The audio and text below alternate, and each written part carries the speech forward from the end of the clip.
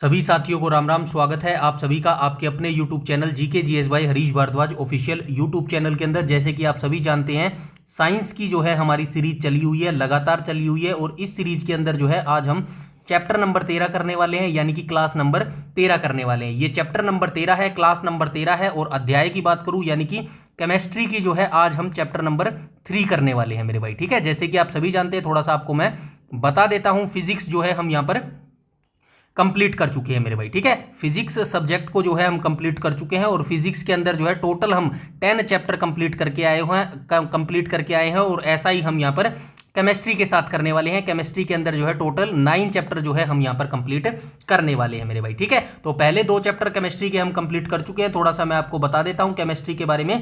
पहला चैप्टर हमने कौन सा किया था? पदार्थ एवं उनकी प्रकृति की थी मेरे भाई। ठीक है, पदार्थ एवं उनकी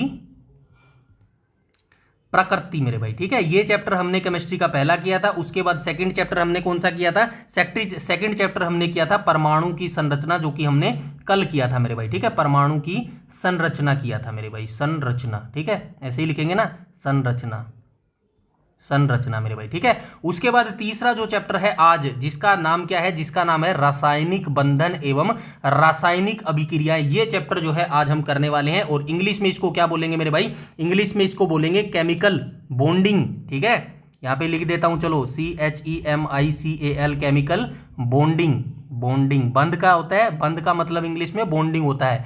एंड रासायनिक, रासायनिक को इंग्लिश में क्या बोलेंगे? Chemical, CHEMICAL, chemical. अभिक्रिया को क्या बोलेंगे? रिएक्शन बोलेंगे मेरे भाई। ठीक है, रिएक्शन। तो ये चैप्टर जो है आज हम बिल्कुल आसान भाषा में देखने वाले हैं। आई होप सारी चीजें अभी तक आपको समझ आ रही होंगी, क्योंकि हर चीज को मैं बिल्कुल आसान भाषा में समझा रहा हूं। एक और चीज मैं आपको बताऊंगा, कल एक और भाई ने जो है मुझे कहा था कि जो वीडियो की लेंथ है ना, वीडियो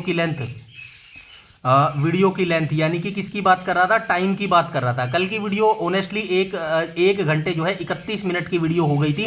और यकीन मानना, मैंने अपनी तरफ से उस वीडियो में कुछ भी एक्स्ट्रा नहीं बोला। एवरीथिंग जो है आपको समझाने की कोशिश की थी, ताकि चीज़ें आपको समझ आए। अब ऐसा जो है, जो ये टाइम वीडियो लंबा हो रहा है ना, ये मेरी वजह से नहीं हो रहा मेरे भाई। ठीक है, ये सिर्फ आपको समझाने की वजह से हो रहा है। एक चीज, ठीक है, एक चीज को मैं अगर 3 बार समझाऊंगा ना आपको, तो ही वो चीज समझ आएगी। क्यों आएगी? क्योंकि साइंस एक बहुत ही प्रोफेशनल सब्जेक्ट है, एक वाइड सब्जेक्ट है मेरे भाई।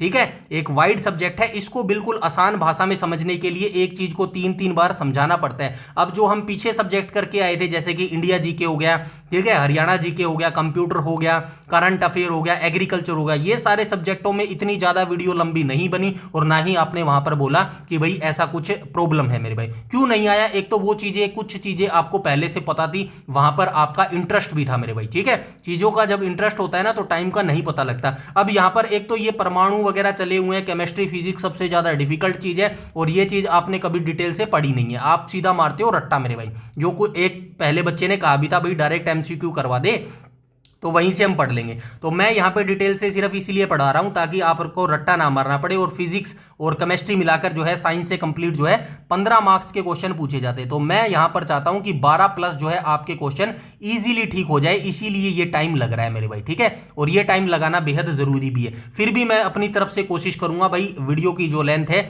वो थोड़ी सी कम की जाए, 1 घंटे के आसपास वीडियो बनाया जाए। हो सकता है आपकी बहुत सारी प्रॉब्लम होती है भाई, 1 घंटे 31 मिनट की वीडियो देखने में आप कोई काम भी कर रहे हो, या फिर आप जो है कोई जॉब कर रहे होंगे, साथ में तैयारी कर रहे होंगे, या फिर आप घर का कोई काम कर रहे होंगे, तो बहुत सारी प्रॉब्लम हो सकती है। आई अंडरस्टैंड मेरे भाई। ठीक है, तो मैं आगे से ये चेंज करने की कोशिश करूंगा, टाइम को थोड़ा सा लिमिटेशन में लाने की कोशिश करूंगा। बाकी हमारा तरीका जो है वो सेम ही रहेगा मेरे भाई। ठीक है, और इससे पहले जो भाई ने बोला था ना, सच बताऊं तो मुझे बुरा उसका भी नहीं लगा था। ठीक है, जो उसने बोला था ना कि भाई जो है आप ना MCQ सिर्फ कराओ, उस बात का बुरा नहीं लगा मुझे बुरा इस बात का लगा, हालांकि बुरा वाली कोई बात भी नहीं है ऐसी। उस भाई ने ना व्यू जो बोला था ना, व्यू कमा रहे हैं, व्यू कमा रहे हैं, इस बात पर मेरे को बिल्कुल भी बुरा नहीं लगा। क्यों नहीं मिला? क्योंकि ये तो टाइम की एक, जो बोलते हैं ना, टाइम एक जो समय होता है, समय की ये एक मारी है कि कभी व्यू ज़्यादा आ जाते हैं, कभी कम। इसकी बुरा नहीं लगा मुझे। उसने भाई ने जो बोला ना, टाइम वेस्ट जो उसने बोला मेरे भाई, ठीक है, टाइम वेस्ट। अब एक बात बताओ मेरे भाई,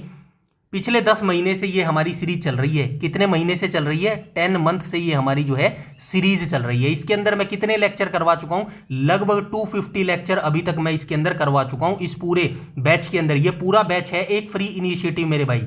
ठीक है। ये पूरा एक बैच है जिसका नाम है फ्री इनिशिएटिव, इसके अंदर 60 मार्क्स की तैयारी मैं करवा रहा हूं मेरे भाई। हाँ, हो सकता है अभी तक जो है सारी प्लेलिस्ट आपको अलग अलग बिखरी हुई लग रही होगी, एग्रीकल्चर की अलग प्लेलिस्ट हो गई, कंप्यूटर की अलग प्लेलिस्ट हो गई, करंट अफेयर की अलग हो गई, साइंस की अलग होगी, इंडिया जीके हरियाणा जीके की अलग होगी। कुछ बच्चों को ऐसा लग रहा हो ये अलग अलग प्लेलिस्ट है, लेकिन आपकी जानकारी के लिए बता दूं ये पूरी एक ही अम्ब्रेला के अंदर है मेरे भाई। जैसे अम्ब्रेला होता है ना, अम्ब्रेला, तो ये फ्री इनिशिएटिव का हिस्सा है मेरे भाई, ठीक है। इनिशिएटिव, फ्री इनिशिएटिव जो चल रहा है ना 60 मार्क्स का, उसी का ये हिस्सा है सारी प्लेलिस्ट। कल या परसों या जैसे ही मुझे टाइम मिलेगा ना, तो मैं एक सेपरेट वीडियो बना दूंगा। सभी को पता होना चाहिए कि ये सारी जो प्लेलिस्ट है ये एक ही इनिशिएटिव का हिस्सा है, 60 मार्क्स जो है हमारे उसी का हिस्सा है। और सारी प्लेलिस्ट किसके लिए वर्क कर रही है? HSSC 2026 के लिए जो है वर्क कर रही है मेरे भाई, ठीक है। ऐसी बात नहीं है सिर्फ HSSC में काम आएंगी ये सारी प्लेलिस्ट, आप HSSC के अलावा किसी अदर एग्जाम्स की तैयारी कर रहे हैं, SSC, रेलवे, DSSS,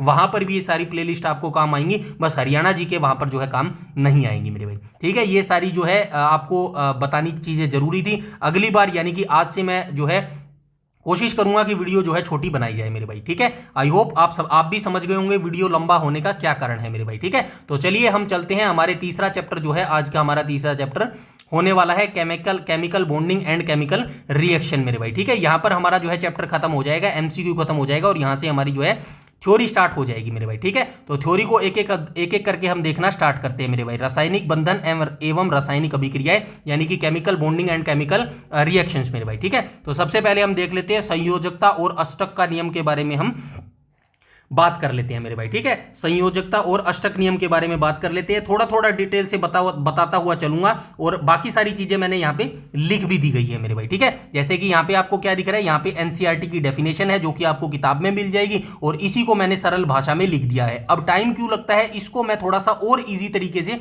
अपनी लैंग्वेज में एक सीन क्रिएट करके समझाता हूं, ताकि लॉन्ग टाइम तक आपको चीजें याद होनी चाहिए मेरे भाई, ठीक है। अदरवाइज जो मेरे को ये भी लिखने की क्या जरूरत थी, ये भी मैं नहीं लिखता, सीधा यहाँ पे डेफिनेशन पढ़ता और निकल जाता, ठीक है। तो सिर्फ आपको समझाने के लिए, लॉन्ग टाइम के लिए, आपके मार्क्स ना कट जाए उसके लिए ये चीजें हो रही है मेरे भाई। आई बात समझ में? तो चलिए हम स्टार्ट करते हैं, यहां से हम एक एक करके चीजों को पढ़ना शुरू करते हैं मेरे भाई, ठीक है। सबसे पहले यहाँ पे क्या बोला गया है, NCERT की डेफिनेशन क्या कहती है संयोजकता और अष्टक नियम के बारे में। अक्रिय गैस को सबसे पहले आपको, वही मैं बोलता हूं ना, अब एक एक शब्द का मतलब आपको समझाऊंगा तभी तो चीजें समझ आएंगी। अक्रिय गैस को क्या बोला जाता है इंग्लिश में? इनर्ट गैस बोला जाता है मेरे भाई, ठीक है। क्या बोला जाता है? इनर्ट गैस, या फिर इसको इंग्लिश में क्या बोला जाता है? नोबल गैस बोला जाता है मेरे भाई, ठीक है। नोबल गैस बोला जाता है। आई नो आप सभी को ये चीजें पता होंगी, लेकिन कुछ बच्चे ऐसे होते हैं मेरी तरह होते हैं, उनको नहीं पता होता मेरे भाई, ठीक है। उन्हीं के लिए हम यहां पर लेकर चल रहे हैं मेरे भाई, ठीक है। अब आसान भाषा की बात करूं तो ये इनर्ट गैस की आसान भाषा क्या होती है? ऐसी गैसें होती हैं, वैसे नीचे भी लिखा गया है, एक बार बता देता हूं। जो अक्रिय गैस होती है ना, जिनको नोबल गैस बोला जाता है, इनका बिहेवियर कैसा होता है? ये शांत गैस होती है, आलसी गैस होती है। ये जो है किसी भी दूसरे तत्व यानी कि एलिमेंट के साथ कोई भी रासायनिक अभिक्रिया कभी भी नहीं करती है। तो याद रखना, हमेशा सेट कर लेना दिमाग में, जो नोबल गैस होती है ना, अक्रिय गैस होती है, ये कभी भी दूसरे एलिमेंट के साथ जो है रिएक्शन नहीं कर सकती मेरे भाई, ठीक है। यानी किसी से जुड़कर कोई नया पदार्थ ये नहीं बनाती है अक्रिय गैस, इसी वजह से इनको जो है अक्रिय गैस बोला जाता है मेरे भाई, ठीक है। या फिर आप ऐसा समझ सकते हैं कि अक्रिय गैस किनको बोला जाता है? अक्रिय गैस उनको बोला जाता है, फॉर एग्जाम्पल ऐसे समझो, आप हो मेरे भाई, ठीक है। आप हो मेरे भाई, ठीक है। आप हो, आप क्या हो? आपका पेट भरा हुआ है, ठीक है। आपका पेट क्या है? आपका पेट भरा हुआ है। अब आपको 56 भोग लग दो, आपको शाही पनीर दे दो, नान दे दो, ठीक है, सोया चाप दे दो, मलाई चाप दे दो, रसगुल्ले दे दो, कुछ भी दे दो, आपका पेट तो भरा हुआ है ना। तो आपका पेट भरा हुआ है तो आपको ये 56 भोग जो है नहीं पसंद आएंगे। आप तो ये चाहेंगे कि मेरे को एक अलग सा कमरा दे दो, खाट दे दो, मैं तो आराम से शांत होकर सो जाऊंगा मेरे भाई। सेम प्रोसेस इन अक्रिय गैसों का होता है मेरे भाई।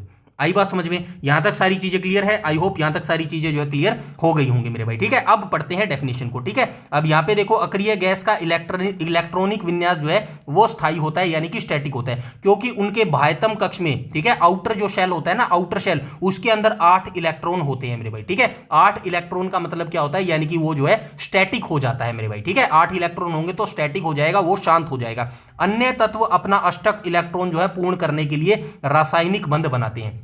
मतलब कि जिनके पास ऑलरेडी 8 इलेक्ट्रॉन होते हैं ना, वो शांत होते हैं, जैसे कि अक्रिय गैस। बाकी सभी के पास जो है 8 इलेक्ट्रॉन नहीं होते। वो 8 इलेक्ट्रॉन वो पूरा करने के लिए, यानी कि अपने आप को शांत करने के लिए जो वो मार धाड़ करते हैं, लड़ाई झगड़ा करते हैं और अपने 8 इलेक्ट्रॉन को पूरा करने की कोशिश करते हैं। सिर्फ इतनी सी बात कही गई है इस डेफिनेशन के अंदर। समझ आया? अब सरल भाषा में दोबारा समझो। अब इसी चीज को एक दो बार 2 से 3 बार बताऊंगा, तभी तो आपको समझ आएगा, और इसीलिए वीडियो लंबा हो जाता है। तो थोड़ा सा समझा करो मेरे भाई, सब कुछ आपके लिए किया जा रहा है। और कुछ बच्चों के टेलीग्राम पे भी मैसेज आए थे कि भाई जो है जो एग्रीकल्चर वाली सीरीज थी ना, उसको मर्ज कर दो। डोंट वरी, आपके एग्जाम से पहले सब कुछ आपको करके दे दूंगा मेरे भाई। आप ही के लिए ये चीजें शुरू की गई है और आप ही को मिल जाएगी एग्जाम से पहले। बस मैं दिक्कत इतनी है, मैं अकेला काम करने वाला हूं। सारी पीडीएफ, सारा work, video recording, title, description, thumbnail, सब कुछ मुझे करना पड़ता है एक दिन के अंदर मेरे भाई। इसीलिए थोड़ी सी टाइम की प्रॉब्लम है। बाकी अदरवाइज डोंट वरी, सारी कुछ जो मैंने आपको प्रॉमिस किया है वो सारी चीज आपको मिलेंगी मेरे भाई। ठीक है? मेरी दिक्कत यही है कि मैं एक बार जो स्टैंड ले लेता हूं ना, जो हाथ काम में ले लेता हूं, तो वो करना ही करना है मेरे भाई। उसके बाद पीछे हटने का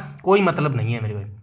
आई बात समझ में? चलिए अब सरल भाषा में देख लेते हैं अक्रिय गैस क्या बोलती है। जैसे हम सब एक सरकारी नौकरी पाकर जिंदगी में सेटल या फिर स्थायी होना चाहते हैं। सिंपल सी बात है, ये भी एक उदाहरण है कि आपको लगता है कि भाई सरकारी नौकरी ले लूं एक बार, उसके बाद आराम से जिंदगी व्यतीत करूंगा, ऐसा ही है ना। अब देखो, वैसे ही केमिस्ट्री की दुनिया में सारे तत्व, एलिमेंट भी सेटल होना चाहते हैं। केमिस्ट्री में क्या है, ज्यादातर एलिमेंट्स हैं, वो भी क्या चाहते हैं, वो भी जिंदगी में जो है स्थिर होना चाहते हैं। स्थिर कैसे होंगे? जब उनको इलेक्ट्रॉन 8 मिल जाएंगे तो वो स्थिर हो जाएंगे। इनके सेटल होने का एक ही नियम है, इनकी सबसे बाहरी यानी कि आउटर कक्षा में जो है इलेक्ट्रॉन 8 होने चाहिए। इसे अष्टक नियम कहते हैं।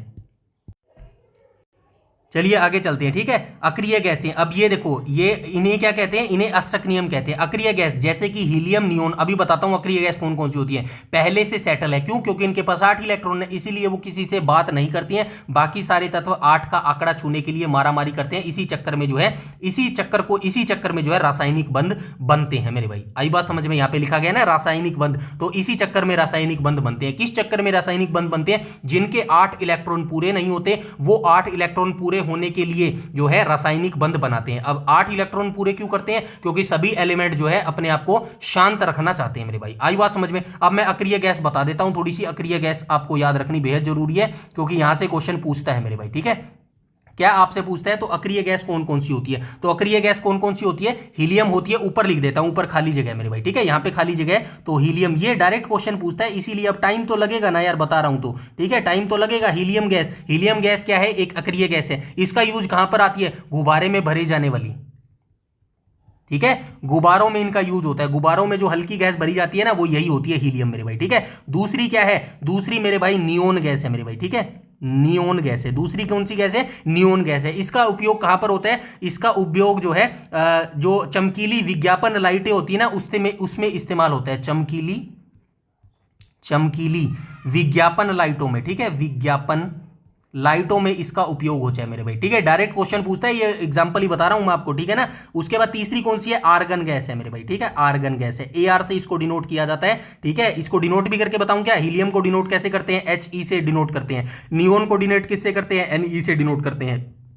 आर्गन को डिनोट किससे करते हैं? AR से करते हैं। हमारे घरों के बिजली के जो बल्ब होते हैं ना, बिजली के बल्ब, उसमें भरी जाती है आर्गन गैस। ठीक है? बिजली के बल्बों में भरी जाती है। ठीक है? बिजली के बल्बों में भरी जाती है। 4 की बात करूं तो क्रिप्टोन होती है। ठीक है? क्रिप्टोन कैसे लिखेंगे? क्रिप्टोन ऐसे लिखेंगे। ठीक है? इंग्लिश में इसको कैसे डिनोट किया जाता है? KR से डिनोट किया जाता है। 5वें नंबर पर कौन सी आती है? जेनोन आती है मेरे भाई। ठीक है? जेनोन आती है। ठीक है? जेनोन ऐसे ही लिखेंगे। इसको कैसे डिनोट करते हैं? XE से डिनोट करते हैं। 6ठे नंबर पर क्या आएगी? 6ठे नंबर पर रेडोन आएगी मेरे भाई। ठीक है? रेडोन, इसको कैसे करते हैं? RN से डिनोट करते हैं। ये सारी कौन सी है मेरे भाई? ये सारी जो है अक्रिय गैस होती है। अब इनको याद करने की भी एक ट्रिक है, आई होप शायद आपने पढ़ी होगी वो ट्रिक। ठीक है? तो इनको याद करने की कौन सी ट्रिक होती है? इनकी ट्रिक होती है हीना, नीना और करीना मेरे भाई। ठीक है? हीना, नीना और करीना। करीना का एक्सरे रंगीन, एक्सरे रंगीन आ जाएगा मेरे भाई। ठीक है? रंगीन, ये चीज आप, अरे यार कहाँ गया? एक्सरे रंगीन, ये चीज आप याद रख लेना। इससे जो है सारी चीज निकल जाएगी। कैसे कैसे निकलेगी? ये देखो, ही से क्या बन गया? हीलियम बन गया। हीलियम बन गया। नी से क्या बन गया? नी से क्या बन गया? नियोन बन गया। ठीक है? नी से क्या बन गया? नियोन बन गया। उसके बाद हम चलते हैं आगे। आगे क्या बनेगा? आगे आप एक एक करके ऐसे बनाते जाना, सारी चीजें और बन जाएगी मेरे भाई। ठीक है? आई होप बना लोगे ना। और से क्या बनेगा, आर्गन बनेगा, ठीक है, और से क्या बनेगा, आर्गन, आर्गन बनेगा। और आगे क्या बनेगा, और बनेगा करीना, करीना से क्या बनेगा, क्रिप्टोन बनेगा, ठीक है। क्रिप्टोन कैसे लिखेंगे, ऐसे लिखेंगे, बना लोगे ना यार, आई होप बना लोगे, आप इंटेलिजेंट बच्चों, बना लोगे ना ऐसे। कैसे क्रिप्टोन के बाद क्या बच गया, एक्सरे बच गया। एक्सरे से आप क्या बनाओगे, एक्सरे से भाई जेनोन बनाओगे, ठीक है, एक्सरे से क्या बनाओगे, जेनोन बनाओगे, जीनोन बनाओगे। और रंगीन से क्या बनाओगे, रेडोन बनाओगे। बस ऐसे आप बना लेना, बन गए सारी चीजें, हो गई सारी चीजें यार। बताओ क्या दिक्कत आई, नहीं आई ना कोई दिक्कत। अब यहाँ पे एक चीज आपने देखी थी, कहाँ गया वो, ठीक है, एक चीज आपने देखी थी, इसे एक चीज कही गई थी, ये देखो यहाँ पे एक चीज लिखी गई है, रंग दूसरा कर देता हूं ताकि आपको समझ आनी चाहिए। ये चीज इंपॉर्टेंट है भाई, याद रखना, अष्टक का नियम मेरे भाई, ठीक है, अष्टक नियम इंपॉर्टेंट है भाई, ठीक है। क्या अष्टक नियम इंपॉर्टेंट है, तो चलिए बता देते हैं, अष्टक के बारे में भी आपको बता देते हैं। अष्टक नियम दो प्रकार के हैं मेरे भाई, ठीक है, अष्टक नियम दो हैं मेरे भाई, ठीक है, अष्टक नियम दो प्रकार के हैं और दोनों आपको याद रखने बेहद जरूरी हैं मेरे भाई, ठीक है। चलिए आइए बता लेते हैं, क्योंकि यहां से क्वेश्चन स्टैटिक पूछता है मेरे भाई, ठीक है। दो प्रकार के हैं, पहला कौन सा है मेरे भाई, पहला है रासायनिक बंधन का, जो इसी में हम बात कर रहे थे। रासायनिक कैसे लिखेंगे, ऐसे लिखेंगे, रासायनिक बंधन का अष्टक नियम मेरे भाई, ठीक है, ये पहला है मेरे भाई, ठीक है। तो इसके बारे में आपको आसान भाषा में सिर्फ याद रखना है, क्या याद रखना है, परमाणु चाहता है कि वह बिल्कुल शांत और स्थिर हो जाए। स्थिर होने के लिए बाहरी शेल में जो है 8 इलेक्ट्रॉन होने जरूरी है, जो मैं यहां पर आपको बता के आया हूं इस पूरी डेफिनेशन के अंदर। पहला नियम यही है मेरे भाई, अष्टक का नियम। आई बात समझ में, पहला नियम यही है अष्टक का नियम। इसको क्या बोला जाता है, रासायनिक बंधन का नियम। ये मैं ज्यादा आपको नहीं बताऊंगा क्योंकि इसके अंदर मैं बता के आ चुका हूं मेरे भाई। आई बात समझ में, कंप्लीट ये बता के आ चुका हूं। सिर्फ इसके बारे में आपको इतना याद रखना है, इसके बारे में क्या याद रखना है, ये रासायनिक बंधन का नियम, यह अष्टक नियम, ठीक है, यह अष्टक नियम, ठीक है, यह अष्टक नियम किसने दिया था, 1916 में, ठीक है, 1916 में जो है दो वैज्ञानिकों ने मिलकर दिया था, ठीक है, दो वैज्ञानिकों ने दिया था, ठीक है, तो वैज्ञानिकों ने दिया मेरे भाई। कौन कौन से दो वैज्ञानिक थे, पहला था गिलबर्ट एन लुइस, ठीक है, ये पहले नाम का बंदा था। और दूसरे नाम का बंदा आप सभी जानते हैं कौन सा था, एल्ब्रेक्ट कोसेल था मेरे भाई, ठीक है, कोसेल नाम का जो दूसरा व्यक्ति था, कोसेल नाम का दूसरा व्यक्ति। इन दो व्यक्तियों ने जो है 1916 में ये रासायनिक बंधन का अष्टक नियम दिया था मेरे भाई। आई बात समझ में। अब हम चलते हैं दूसरे नियम के ऊपर मेरे भाई, ठीक है। दूसरा नियम कौन सा है अष्टक का नियम, तत्वों का वर्गीकरण मेरे भाई, ठीक है, तत्वों का वर्गीकरण मेरे भाई, ठीक है, तत्वों का वर्गीकरण। ये इसको क्या बोलते हैं, इसको न्यूलैंड्स का अष्टक नियम बोलते हैं मेरे भाई, ठीक है, न्यूलैंड्स का अष्टक नियम इसको कहते हैं। बस ये दो अष्टक नियम है, ये थोड़ा सा डिफरेंस याद आपको रखना। आपको सिर्फ इतना याद रखना है कि रासायनिक बंधन का अष्टक नियम पूछे तो आपको याद रखना है गिलबर्ट एन लुइस और कोसेल ने दिया था 1916 में। अगर आपसे तत्वों यानी कि एलिमेंट का वर्गीकरण का नियम पूछे, अष्टक नियम, तो आप बताएंगे न्यूलैंड्स ने जो है इसको दिया था मेरे भाई। आई बात समझ में, ये सारी चीजें क्लियर है। न्यूलैंड का अष्टक नियम इसको बोला जाता है मेरे भाई, ठीक है, ठीक है। और इसके बारे में क्या है, तत्वों का वर्गीकरण यानी कि एक दूसरा अष्टक नियम इसको बोला जाता है, ठीक है, दूसरा अष्टक नियम इसको बोला जाता है। और इसका यूज कहां किया जाता है, तत्वों को सजाने के लिए मेरे भाई, ठीक है, तत्वों को सजाने के लिए। कैसे लिखेंगे, तत्व, एक सेकंड, तत्वों को सजाने के लिए,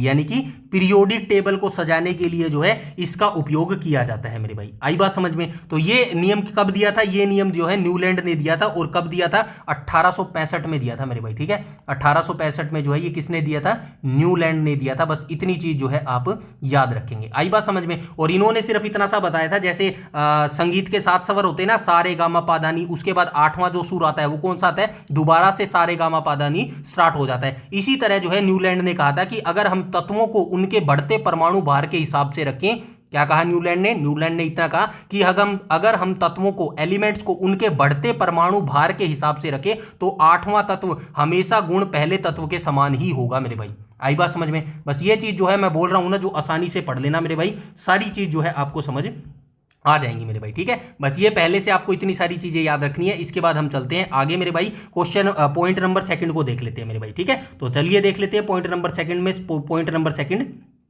क्या कह रहा है? पॉइंट नंबर सेकंड है वैद्युत संयोजक बंध, आयनिक बंध मेरे भाई, ठीक है। तो चलिए इसको भी एक एक करके डिकोड करने की कोशिश करते हैं। ये क्या कहता है? आयनिक बॉन्ड होते हैं मेरे भाई, ठीक है। और लोकल लैंग्वेज में क्या करो, यानी कि पक्की शादी। वैद्युत संयोजक बंध यानी कि आयनिक बंध ये होते हैं, और ये कैसा काम करते हैं? पक्का काम करते हैं मेरे भाई, ठीक है। तो चलिए डेफिनेशन देख लेते हैं। डेफिनेशन क्या कह रही है? तो डेफिनेशन क्या कह रही है? तत्वों के परमाणुओं के मध्य इलेक्ट्रॉनों के पूर्ण स्थानांतरण, स्थानांतरण यानी कि दान और ग्रहण करना। मतलब कि ये परमाणु है मेरे भाई, ठीक है, ये दो परमाणु है, ठीक है, ये दो परमाणु है। अब ये इलेक्ट्रॉन एक इसको दे रहा है, तो ये इलेक्ट्रॉन ले भी तो रहा है मेरे भाई, ठीक है, ये इलेक्ट्रॉन ले भी तो रहा है। यानी कि यही डेफिनेशन में कह रहा है, तत्व यानी कि एलिमेंट, परमाणुओं के मध्य इलेक्ट्रॉनों का पूर्ण स्थानांतरण, लेना और देना, फलस्वरूप बंधे होने का आयनिक बंध होता है। फॉर एग्जांपल हमारे भारत देश में क्या होता है? अरेंज मैरिज होती है। अरेंज मैरिज क्या होती है? लड़की के घर वाले बहुत सारा दान देते हैं। दान तो आजकल शब्द कहना ठीक नहीं है, दहेज देते हैं, डाउरी इंग्लिश में इसको बोला जाता है। दहेज देते हैं मेरे भाई, ठीक है, दहेज देते हैं। खैर अपनी चलो वो खोड़ बाद की बातें हैं, ठीक है। ये दान और ग्रहण, अब लड़की वाले देते हैं और लड़के वाले लेते हैं। यही चीज तो परमाणुओं के अंदर भी होती है। परमाणु के अंदर क्या होता है? तत्वों के अंदर जो इलेक्ट्रॉन होते हैं, एक लेता है और दूसरा देता है, मतलब एक देता है और दूसरा लेता है। अरेंज मैरिज में भी तो ऐसा ही होता है। लड़कियों के घर वाले, जो लड़की का फादर होता है, वो दहेज देता है और लड़के वाले दहेज ले लेते हैं। सिंपल सी बात है। अब आगे चलते हैं। देखो, ये यौगिक ठोस, कठोर और जल में जो है सुचालक होते हैं। और ये जो बनाते हैं ना, बंध बनाते हैं, सबसे पहले याद रखना, ये जो इलेक्ट्रॉन लेते हैं और देते हैं, इसको क्या बोलते हैं? इनको जो है आयनिक बंध बोला जाता है मेरे भाई, ठीक है। आयनिक बंध क्या होते हैं? स्ट्रॉन्ग होते हैं। और ये जो यौगिक होते हैं, ये जो ठोस आयनिक बंध बनाती है ना, ये बिल्कुल कठोर होते हैं, ठोस होते हैं और जल में सुचालक होते हैं। यानी कि पानी में जो है ये सुचालक हो जाते हैं, मतलब बिजली जो है इनके अंदर से गुजारी जा सकती है मेरे भाई। आई बात समझ में? सिंपल भाषा में समझते हैं। चलिए सिंपल भाषा में हम देख लेते हैं। सिंपल भाषा में कहूं तो परमाणु अपना इलेक्ट्रॉन हमेशा के लिए जो है दान कर देता है, और दूसरा परमाणु उस इलेक्ट्रॉन को उधार एक्सेप्ट कर लेता है। इस लेन देन से दोनों के बीच में मजबूत एक रिश्ता बंध जाता है, उसे ही आयनिक बंध कहा जाता है। सिंपल सी बात है। आयनिक बंध की जो है डेफिनेशन मैंने आपको बता दी। अब सेम चीज यहां पे भी लिखी होगी, देख लो यहां पे क्या लिखा गया है। तो यहां पे क्या लिखा गया? ये देखो, सरल भाषा में लिखा गया है, आयनिक बंध को आप एक पक्की और अरेंज मैरिज समझो। यही मैंने बोला था, इसमें एक तत्व जैसे सोडियम अपना इलेक्ट्रॉन पूरी तरह दान कर देता है। सोडियम क्या करता है? अपना एक इलेक्ट्रॉन जो है पूरी तरह दान कर देता है। किसको दान कर देता है? क्लोरीन को दान कर देता है, ठीक है। यहां पे लिखा है दूसरा तत्व क्लोरीन, उसे पूरी तरह अपना लेता है। दोनों के बीच फेविकोल जैसा मजबूत आकर्षण बल बन जाता है, जिससे बनता है हमारा साधारण नमक मेरे भाई। जब सोडियम जो होता है ना, सोडियम, इसका रासायनिक नाम क्या होता है? NaCl होता है। यहां पे लिखा गया हुआ, ये देखो NaCl। जब ये सोडियम जो है अपना इलेक्ट्रॉन पूरी तरह से किसको देगा? क्लोरीन को देगा। तो ये दोनों आपस में जो है फेविकोल की तरह मजबूत आकर्षण बल बना ले देंगे, जिससे बनता है हमारा साधारण नमक। और साधारण नमक का जो है रासायनिक नाम क्या होता है? NaCl होता है मेरे भाई। ये यौगिक बहुत जिद्दी और कठोर होते हैं। इनका गलनांक बहुत ऊंचा होता है मेरे भाई, ठीक है। इनका गलनांक क्या होता है? बहुत ही ऊंचा होता है मेरे भाई, ठीक है। उसके बाद हम चलते हैं आगे। और जब इन्हें पानी में घोलो तो इनमें से बिजली करंट भी बहुत तेजी से दौड़ती है मेरे भाई, ठीक है। तो ये सारी चीजें जो है आपको याद रखनी होगी मेरे भाई, ठीक है। फिर भी कोई दिक्कत आए तो आप कमेंट सेक्शन में बता देना, और इजी करके मैं बता दूंगा मेरे भाई, ठीक है। ये सारी चीजें ऐसे ही पूछते हैं, विद्युत संयोजक बंध ऐसे ही देगा, आसान भाषा में जो मैंने तोड़ के लिखा है ना, ऐसे आपको बिल्कुल नहीं देगा। एग्जामिनर जो है इन्हीं शब्दों का इस्तेमाल करेगा। आयनिक बंध हो गया, वैद्युत संयोजकता किसको बोला जाता है, आगे सहसंयोजक बंध किसको बोला जाता है, ऐसे ही शब्दों का यूज करेगा। और ये शब्द आपको तब तक नहीं समझ आएंगे तब तक जो है मैं सिंपल भाषा में जो बोल रहा हूं ना, ये आप अच्छे तरीके से नहीं सुनोगे मेरे भाई, ठीक है। तो चलिए अब सहसंयोजक बंध को देख लेते हैं। सहसंयोजक बंध क्या होता है मेरे भाई, ठीक है। कोवलेंट बॉन्ड इनको बोला जाता है इंग्लिश में, और बिजनेस पार्टनरशिप ये होती है मेरे भाई, ठीक है। तो चलिए एनसीईआरटी की डेफिनेशन जो है देख लेते हैं। ये क्या कहती है? एनसीईआरटी की डेफिनेशन कहती है, दो परमाणु के मध्य इलेक्ट्रॉन की बराबरी साझेदारी। मतलब कि मान लीजिएगा ये दो आदमी है मेरे भाई, ठीक है। ये जो आदमी है, या फिर मान लो इनको ये दोनों परमाणु है मेरे भाई, ठीक है। ये दोनों परमाणु है जो कि पावरफुल आदमी है मेरे भाई। ये क्या करेंगे? इलेक्ट्रॉनों की बराबरी साझेदारी फलस्वरूप बने बंध को सहसंयोजक बंध कहते हैं। मतलब कि ये कह देगा भाई कुछ हिस्सा मैं रख देता हूं और कुछ हिस्सा तू रख दे, दोनों मिलकर काम करेंगे। इसी को दोनों को मिलाकर क्या बोलते हैं? सहसंयोजक बंध जो है इनको बोला जाता है। और ये विद्युत के कुचालक होते हैं। कुचालक यानी कि इनके अंदर से जो है बिजली नहीं गुजारी जा सकती। चलिए अब देख लेते हैं आसान भाषा में क्या कहा गया है, ठीक है। तो आसान भाषा में समझो इसको भाई, जब दो परमाणु इस स्थिति में हो कि कोई अपना इलेक्ट्रॉन दान करने को तैयार न हो। फॉर एग्जांपल आप और मैं दोनों बैठे हैं, ठीक है, आमने सामने बैठे हैं। अब मैं कहता हूं मैं तो ये चीज नहीं दूंगा और आप कहोगे कि भाई मैं भी ये चीज नहीं दूंगा, तो उस केस में क्या होता है, तो आपस में जो है एक समझौता कर लेंगे। आप और मैं क्या करेंगे, आप और मैं क्या करेंगे, एक समझौता कर लेंगे और हम दोनों क्या कहेंगे कि भाई कुछ हिस्सा मैं अपना रख देता हूं बीच में और कुछ हिस्सा तू रख दे। तो इन जोड़ों पर तू मतलब इन दोनों को मिलाकर जो है क्या होगी, एक साझेदारी होगी ना। हमने क्या की, साझेदारी की, इन दोनों को मिलाकर क्या की, एक साझेदारी बना ली। और इसी को क्या बोला जाता है, इसी को जो है सहसंयोजन बंधन बोला जाता है मेरे भाई। सह कैसे लिखेंगे, सहसंयोजन ऐसे लिखेंगे ना, सहसंयोजन बंधन जो है इसको बोला जाता है। आई बात समझ में। चलिए अब देख लेते हैं यहाँ पे सरल भाषा क्या कह रही है। तो सरल भाषा मेरे भाई कह रही है कि सहसंयोजन बंध का मतलब है बिजनेस की पार्टनरशिप। यहाँ कोई भी अमीर या गरीब नहीं है, कोई दान करे या दोनों तत्व बराबर बराबर इलेक्ट्रॉन के बीच में रखते हैं और कहते हैं कि इस पर दोनों का हक है मेरे भाई। जैसी हमारी ऑक्सीजन गैस O2 या फिर पानी H2O, चूंकि इसमें इलेक्ट्रॉन पूरी तरह दान नहीं होता है, इसीलिए इन दोनों यौगिकों में आयन नहीं बनते। इसी वजह से जो है इनमें करंट आर पार नहीं जा सकती, ये कुचालक होते हैं मेरे भाई।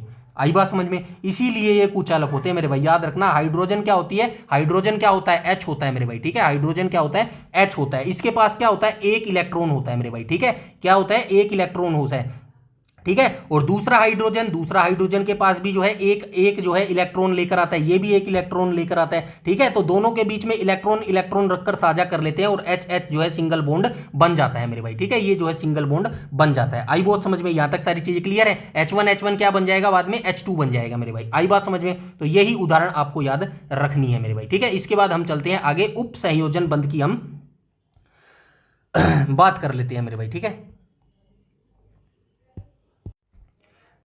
ठीक है, अब एक चीज और याद रखना, इसके अंदर एक ग्रेफाइट भी होता है मेरे भाई, ठीक है। ग्रेफाइट के बारे में आपको पता होगा, मैं बोल देता हूं, लिखूंगा नहीं। ग्रेफाइट के बारे में आप एग्जाम में जो है बहुत बार क्वेश्चन पूछता है। क्या पूछता है, आपको पता होगा भाई, जो ग्रेफाइट होता है क्या होता है, कार्बन का एक रूप होता है, ठीक है। ग्रेफाइट क्या होता है, कार्बन का एक रूप होता है और इसमें सहसंयोजक बंध ही होता है। क्या होता है, ग्रेफाइट के अंदर सहसंयोजक बंध ही होता है। लेकिन जो इसकी संरचना ऐसी होती है, ग्रेफाइट की संरचना ऐसी होती है कि उसके पास एक मुक्त इलेक्ट्रॉन बच जाता है मेरे भाई, ठीक है। इसी एक अकेले इलेक्ट्रॉन के कारण ग्रेफाइट जो है सहसंयोजक होते हुए भी विद्युत का बहुत अच्छा सुचालक माना जाता है, जैसे हमारी पेंसिल का सिक्का मेरे भाई। आई बात समझ में। बस इतनी सी चीज जो है आपको याद रखनी है मेरे भाई, ठीक है। अब थोड़ा सा क्विक रिवीजन आपको बता दूं, थोड़ा सा क्विक रिवीजन कहां पे बताऊं, यहीं पे बता देता हूं, ठीक है। क्या बताऊं, आयनिक बंध मेरे भाई, ठीक है।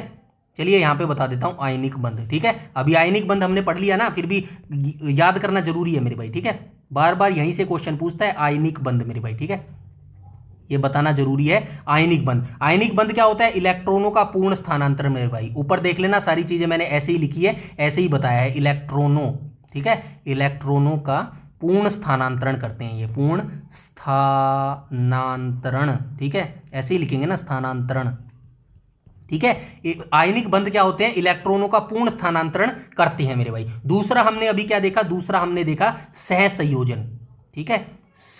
संयोजन, ठीक है। सहसंयोजन बंध क्या होते हैं, तो ये इलेक्ट्रॉनों की बराबर साझेदारी करते हैं, ठीक है। इलेक्ट्रॉनों की बराबर साझेदारी करते हैं, बराबर साझेदारी करते हैं। आई बात समझ में। यहां पे मैंने क्या उदाहरण दिया था, यहां पे हमने अरेंज मैरिज का उदाहरण दिया था, ठीक है। अरेंज मैरिज का उदाहरण दिया था। यहां हमने क्या किया था, बिजनेस पार्टनरशिप की थी मेरे भाई, बिजनेस पार्टनरशिप की थी। बताओ, अब इतनी चीजें समझाऊंगा तो वीडियो लंबा नहीं होगा क्या, और इतनी चीज ना ही बताऊंगा तो आपको समझ नहीं आएगा, और समझ ही नहीं आया तो फिर उस वीडियो पे टाइम वेस्ट करने का फायदा क्या मेरे भाई। खुद बताओ, खुद सोचो इस चीज को मेरे भाई। एक बार पढ़ लोगे ना तो जिंदगी भर का आराम हो जाएगा मेरे भाई, पहले बता रहा हूं बात को, ठीक है। अब ये आपके ऊपर डिपेंड करता है, सारी चीज फ्री में दे रहा हूं, और यही कंप्लीट 250+ रिकॉर्डिंग वीडियो देख लेना। कोई दे रहा होता है HSSC के लिए, मिनिमम 999 का कोर्स मिलेगा मेरे भाई, बताने की जरूरत नहीं है, और सारी चीज फ्री में प्रोवाइड करवा रहा हूं मेरे भाई, ठीक है। वो कहते हैं ना, बार बार मैं बोलता हूं कि फ्री का जो है वैल्यू नहीं होती ना, फ्री वाली चीजों की। खैर चलो कोई बात नहीं, हम आ जाते हैं आगे, देख लेते हैं मेरे भाई, ठीक है। उप सहसंयोजक बंध को देख लेते हैं मेरे भाई, ठीक है। उप सहसंयोजक बंध को देख लेते हैं। तो ये क्या होते हैं मेरे भाई, उप सहसंयोजक। सबसे पहले उप सहसंयोजक की डेफिनेशन देख लेते हैं। इसमें एनसीईआरटी क्या कहती है, इस बंध में इलेक्ट्रॉनों की साझेदारी तो होती है, इस बंध के अंदर इलेक्ट्रॉनों की साझेदारी तो होती है, परंतु साझेदारी का इलेक्ट्रॉन युग्म केवल एक ही परमाणु द्वारा दिया जाता है और इसे तीर से जो है दर्शाते हैं। मेरे भाई क्या समझ आया, चलिए बताता हूं। वो आपने सुना है एक तरफा प्यार जो होता है, एक तरफा प्यार, ये लिखा भी गया है देखो, एक तरफा प्यार, ठीक है। एक तरफा प्यार का मतलब क्या है, उप सहसंयोजक बल होता है, यानी कि ये एक ही तरफ से होता है, दूसरी तरफ से नहीं होता है, ठीक है। वो गाना सुना है ना, ठुकरा कर मेरा प्यार, ठुकरा के मेरा प्यार, वो वाली चीज, ठीक है, ठुकरा के मेरा प्यार वाली चीज। तो ये किसके अंदर होती है, ये उप सहसंयोजक बंध के अंदर होती है मेरे भाई, ठीक है। तो चलिए देख लेते हैं, इसे तीर के निशान से जो है दर्शाया जाता है, थोड़ा सा बता देता हूं। एक तरफा साझेदारी वाला ये बंध होता है, इसमें साझेदारी तो होती है, साझेदारी इलेक्ट्रॉनों की तो होती है, लेकिन बंधन के लिए जरूरी दोनों इलेक्ट्रॉन जो है केवल एक ही परमाणु द्वारा दिए जाते हैं मेरे भाई, ठीक है। एक ही जो परमाणु होता है ना, जैसे दो परमाणु होते हैं, एक तो यहां से सबसे पहले हमने जो है आयनिक बंध देखा था, उसमें क्या था, एक जो है इलेक्ट्रॉन दे रहा था, दूसरा ले रहा था। लेकिन ये जो उप सहसंयोजन बंध है, एक तरफा प्यार है, एक तरफा प्यार में क्या है, लड़का, ये लड़का है, ये लड़की है, ठीक है, ये लड़की है। अब एक तरफा प्यार क्या है, लड़के की तरफ से एक तरफा प्यार था, लड़की ने क्या किया, लड़की ने तो भाई टाइम आया, उसने तो भाई अच्छा वाला लड़का चुन लिया भाई, जो अच्छी खासी नौकरी लगा हुआ था, सरकारी नौकरी लगा हुआ था, या फिर उसका बिजनेस था, इसके लात मार के चली गई वो। तो ये वाला होता है एक तरफा प्यार। फॉर एग्जाम्पल आजकल भी आप देख लो, आप अगर जो लड़की होती है ना, स्टार्टिंग में तो वो बिना कुछ सोचे समझे प्यार कर लेती है लड़के से, फिर लड़का सीरियस हो जाता है, 2-3 साल उनका जो है रिलेशनशिप चलता है, लड़का तो भाई सब कुछ छोड़ दिया लड़की के चक्कर में, मैं ये कर दूंगा वो कर दूंगा, लेकिन लड़की को पता होती है ये चीज। लेकिन जब शादी की बात आती है ना मेरे भाई, तो लड़की क्या कहती है, नहीं यार मेरे घर वाले मान नहीं रहे, नहीं यार मेरे पापा मान नहीं रहे, वहां पर उनकी ये परमिशन आ जाती है। तो बस इसीलिए जो है उप सहसंयोजक बंध को जो है एक तरफा प्यार बोला जाता है। कोई लड़की वीडियो देख रही है तो बुरा मानने वाली जरूरत नहीं है, ठीक है ना। ये सारी लड़कियां एक जैसी नहीं होती है, और कुछ नहीं है, ये सिर्फ एक एग्जाम्पल देने का उदाहरण है बहन। आई बात समझ में, चलिए आगे चलते हैं। तो ये हो गया ना हमारा, इसे तीर से दर्शाया जाता है। अब इसको सिंपल लैंग्वेज में देख लेते हैं मेरे भाई, ठीक है। तो सिंपल लैंग्वेज में क्या कह रहा है, यह बंध बड़ा अनोखा होता है, इसे आप एक तरफा दोस्ती समझ सकते हैं। इसमें दो तत्व, दो एलिमेंट के बीच पार्टनरशिप तो होती है, लेकिन बिजनेस शुरू करने का पूरा पैसा दोनों इलेक्ट्रॉन सिर्फ एक ही तत्व लगाता है। वही चीज मैंने कही ना, एक ही करता है, मतलब एक ही बंदा करता है। चीजें तो दोनों तरफ से होती है, लेकिन जो काम होता है ना, पैसा वो एक ही बंदा लगाता है। दूसरा तत्व बस उसका मजा लेता है, जो तत्व इलेक्ट्रॉन देता है उसकी तरफ से दूसरे तत्व की तरफ तीर का खींचकर जो है इसे दर्शाया जाता है। मतलब कि फॉर एग्जांपल ये परमाणु है, ये परमाणु है, अब तीर के निशान से इसको दर्शाते हैं, मतलब कि इसका मुंह यहां पर है, ये परमाणु देगा, ये परमाणु तो दे रहा है, पैसे वगैरह लगा रहा है, यानी कि ये एक बॉय है, लड़का है, एक तरफा प्यार इसी की तरफ से था, ठीक है। ये लड़की थी, यानी कि ये सिर्फ मजे लेकर चली गई मेरे भाई। आई बात समझ में, ऐसे आप समझ सकते हो। आगे चलते हैं, हाइड्रोजन बंध की बात कर लेते हैं मेरे भाई, ठीक है। आई बात समझ में। दोबारा से एक बार क्विक रिवीजन करवा दूं क्या, क्विक रिवीजन? आप रेडी हो तो करवा देता हूं, ठीक है। चलिए लिख लेते हैं यहां पे एक बार फिर से। आयनिक क्या होते हैं मेरे भाई, आयनिक बंध हमने देखा था ना पॉइंट नंबर फर्स्ट में। आयनिक बंध क्या होता है, पूर्ण स्थानांतरण होता है। दूसरे पे हमने क्या देखा था, सहसंयोजक देखा था, सहसंयोजक, आप ही के लिए कर रहा हूं मेरे भाई, सहसंयोजक, ठीक है। सहसंयोजक क्या होता है, इसमें 50-50 की हिस्सेदारी होती है मेरे भाई, ठीक है। 50-50 की हिस्सेदारी होती है, मतलब भाई 50-50% की हिस्सेदारी होती है, यानी कि बिजनेस पार्टनरशिप। और तीसरा हमने देखा उप संयोजक, यानी कि एक तरफा प्यार। फटाफट से आगे चलते हैं, पॉइंट नंबर 5 को देख लेते हैं। हाइड्रोजन की बात कर लेते हैं मेरे भाई, ठीक है। हाइड्रोजन क्या होता है, आप सभी को पता है, हाइड्रोजन यानी कि H से इसको डिनोट किया जाता है। ये क्या है, ये हाइड्रोजन है मेरे भाई, ठीक है, ये हाइड्रोजन है। परमाणु किसी अत्यधिक विद्युत ऋणात्मक यानी कि नेगेटिव तत्व एलिमेंट के संपर्क में आता है तो उनके बीच बनने वाले कमजोर आकर्षण बल को ही हाइड्रोजन बंध कहा जाता है। सिंपल सी बात है, यहां पे लिखा भी गया है, देखो। जब हाइड्रोजन परमाणु, हाइड्रोजन यानी कि H, अत्यधिक विद्युत ऋणात्मक तत्वों FON का मतलब क्या है नीचे बताऊंगा, ठीक है। इसका मतलब क्या होता है मेरे भाई, इसका मतलब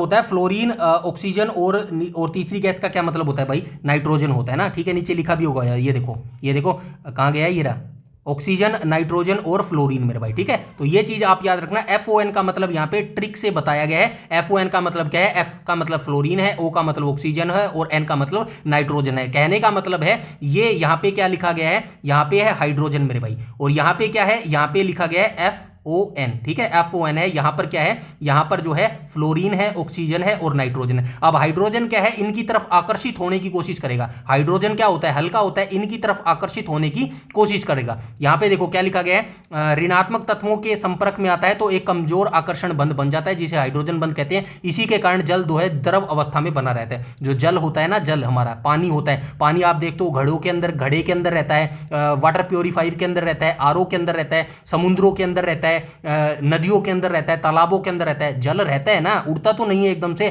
द्रव की मात्रा में बना रहता है ना। तो द्रव की मात्रा में जो बना रहता है ना, वो इसी के कारण बनता है, क्योंकि हाइड्रोजन जो है आकर्षण होता है फ्लोरीन, ऑक्सीजन और नाइट्रोजन के तरफ मेरे भाई, ठीक है। अब सिंपल भाषा में समझो यहां पे क्या लिख रखा है। हाइड्रोजन बंध केमिस्ट्री का एक बहुत ही खास और थोड़ा हल्का सा कमजोर बंध है। जब हमारा सीधा साधा हाइड्रोजन केमिस्ट्री के 3 सबसे खतरनाक और लालची तत्व, जिनका नाम है फ्लोरीन, ऑक्सीजन और नाइट्रोजन, याद करने की ट्रिक है, फोन, FON के सामने आता है तो वो कौन, हाइड्रोजन, उनके प्रति आकर्षित होता है। किसके प्रति आकर्षित होता है, फोन के प्रति आकर्षित होता है। इसी हाइड्रोजन बंध के कारण पानी भाप बनने के बजाय द्रव में टिका रहता है। अगर ये बंध नहीं होता ना, यानी कि हाइड्रोजन आकर्षित नहीं होता, किसके लिए, FON, फ्लोरीन, ऑक्सीजन और हाइड्रोजन की तरफ आकर्षित नहीं होता, तो पानी जो है कभी भी टिक नहीं पाता। ना ही हमारे घड़े में टिक पाता, ना ही नदियों में टिक पाता, ना ही तालाबों में टिक पाता, ना ही कहीं और टिक पाता। पानी आता और भाप की तरह उड़कर गायब हो जाता मेरे भाई। आई बात समझ में? तो ये चीज आप याद रखना। नेक्स्ट पर चलते हैं, आगे चलते हैं, भाग 2 को देख लेते हैं मेरे भाई, ठीक है। ठीक है, भाग 2 को देख लेते हैं। क्या कह रहा है भाई भाग 2? और भी ज्यादा समझाऊंगा डिटेल से तो मेरे भाई वीडियो काफी लंबा हो जाएगा। ऑलरेडी वीडियो 38 मिनट का हो गया, ठीक है। फटाफट से चलते हैं, वीडियो को समापन की ओर चलते हैं, वरना फिर आप कहोगे कि वीडियो छोटा बनाया करो यार, ठीक है ना। चलिए कोई नहीं, आगे चलते हैं। रासायनिक संयोग के नियम और तराजू का खेल देख लेते हैं मेरे भाई, ठीक है। द्रव्यमान संरक्षण का नियम मेरे भाई, ठीक है। क्या है, द्रव्यमान संरक्षण का नियम, आप सभी जानते हैं, इसके बारे में हम पढ़ चुके हैं। लॉ ऑफ कंजर्वेशन मास इसको बोलते हैं, ठीक है। द्रव्यमान क्या है, मास है मेरे भाई, ठीक है। द्रव्यमान क्या है, मास है। क्या कह रही है रूसी वैज्ञानिक लोमोनसोव और लुवेशियर के अनुसार, द्रव्य अविनाशी है। मतलब द्रव्य अविनाशी है, यानी कि द्रव्य का विनाश नहीं किया जा सकता। किसी भी रासायनिक अभिक्रिया में अभिकारकों का कुल द्रव्यमान उत्पादों के कुल द्रव्यमान के हमेशा बराबर होता है मेरे भाई, ठीक है। इसके बारे में आप क्या याद रखेंगे, इसका खोजकर्ता आपको याद रखना है। खोजकर्ता कौन था मेरे भाई, इसका खोजकर्ता था लोमोनसोव, ठीक है। और एंटोनी लेवेशियर जो है इसके खोजकर्ता थे। ये चीज हमेशा पूछी जाती है। और लेवेशियर को जो है आप सभी जानते हैं, जिन्हें केमिस्ट्री का जनक बोला जाता है मेरे भाई। लेवेशियर कौन था, आधुनिक जो केमिस्ट्री थी ना, इसका जनक था मेरे भाई, ठीक है। ये चीज आप याद रखेंगे मेरे भाई, ठीक है। उसके बाद हम चलते हैं आगे और सरल भाषा में देख लेते हैं। अच्छा, इसका मतलब ये है, सिंपल सी चीज याद रखना, ये जो द्रव्यमान संरक्षण का नियम है, ये कहने की ये कोशिश कर रहा है, क्या कहने की कोशिश कर रहा है, अभी आपको बता देता हूं, ठीक है। तो ऐसे समझना, A+B, ठीक है। A+B, यहां पे करना C+D, यहां पे करना C+D। अब यहां पे करना 5+10, और यहाँ पे क्या करना, यहाँ पे करना 12, 10 करो ना। यहाँ पे 10 और 5 कितने हो गए, 15 हो गए। और यहाँ पे कैसे 15 बनाएंगे हम, 15 कैसे बनाएंगे, 12 + 3 कर दो, तो यहाँ पे भी 15 बन गया और यहाँ पे भी 15 बन गया। तो ये कहने का मतलब द्रव्यमान संरक्षण का नियम ये कहता है मेरे भाई, कोई चीज अगर कितनी भी होगी ना, तो उसको अगर आप जलाओगे तो वो उतनी ही चीज रहेगी। फॉर एग्जाम्पल ऐसे समझो, लकड़ी है, ठीक है। लकड़ी 10 किलो आपके पास लकड़ी है, अगर आप इसको जलाएंगे, किसके माध्यम से जलाएंगे, हवा के माध्यम से जलाएंगे ना।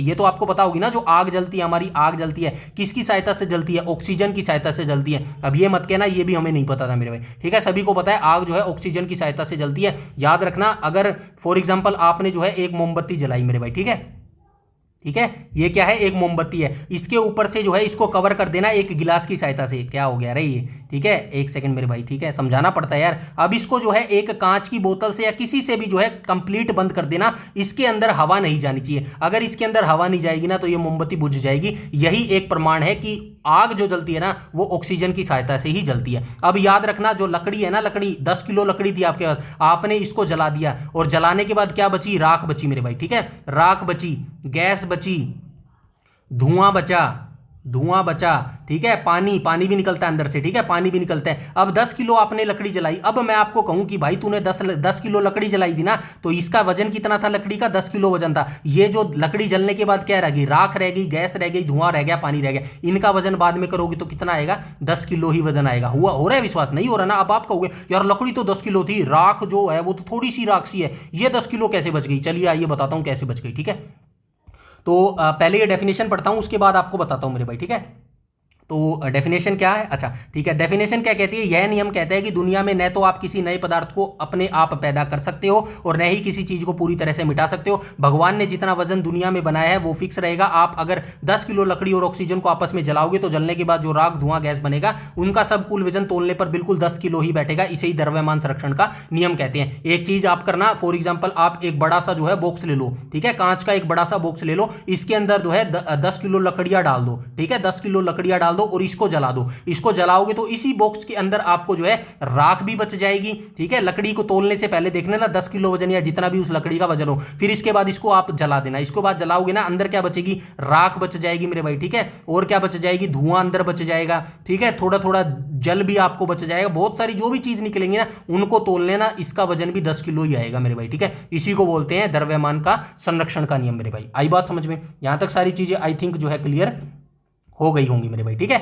उसके बाद हम चलते हैं आगे, स्थिर अनुपात का नियम देख लेते हैं मेरे भाई, ठीक है। स्थिर अनुपात का नियम क्या कहते हैं, यानी कि कांस्टेंट प्रोपोर्शनल इसको बोलते हैं। अनुपात का नियम स्थिर, स्थिर तो आप समझते हो ना, कांस्टेंट, कोई चीज स्टैटिक है। अब एनसीईआरटी का पॉइंट क्या कहते हैं, किसी भी रासायनिक यौगिक, रासायनिक यौगिक यानी कि जो एलिमेंट्स होते हैं उनका यौगिक, दो एलिमेंट्स मिलेंगे तो यौगिक ही बनाएंगे। अवयवी तत्वों के द्रव्यमान का अनुपात हमेशा निश्चित और स्थिर रहता है, चाहे वह किसी भी स्रोत से प्राप्त किया गया हो मेरे भाई। ये कहने की कोशिश कर रहा है कोई भी रासायनिक यौगिक होते हैं ना, दो तत्वों को मिलाओगे तो यौगिक होंगे, उन अवयवों के तत्वों के जो द्रव्यमान का अनुपात होता है 1:2, ये सेम ही रहेगा, ये कहने की ये कोशिश कर रहा है। कैसे रहेगा तो देख लेते हैं। यहाँ पे देखो ये गलत लिख दिया है भाई, ये थोड़ा सा टाइपिंग मिस्टेक है। यहाँ पे क्या आएगा, H2O ऐसे लिख रखा है, ये H2O ऐसे लिख रखा है मेरे भाई, ठीक है। ये थोड़ा सा ठीक कर लेना।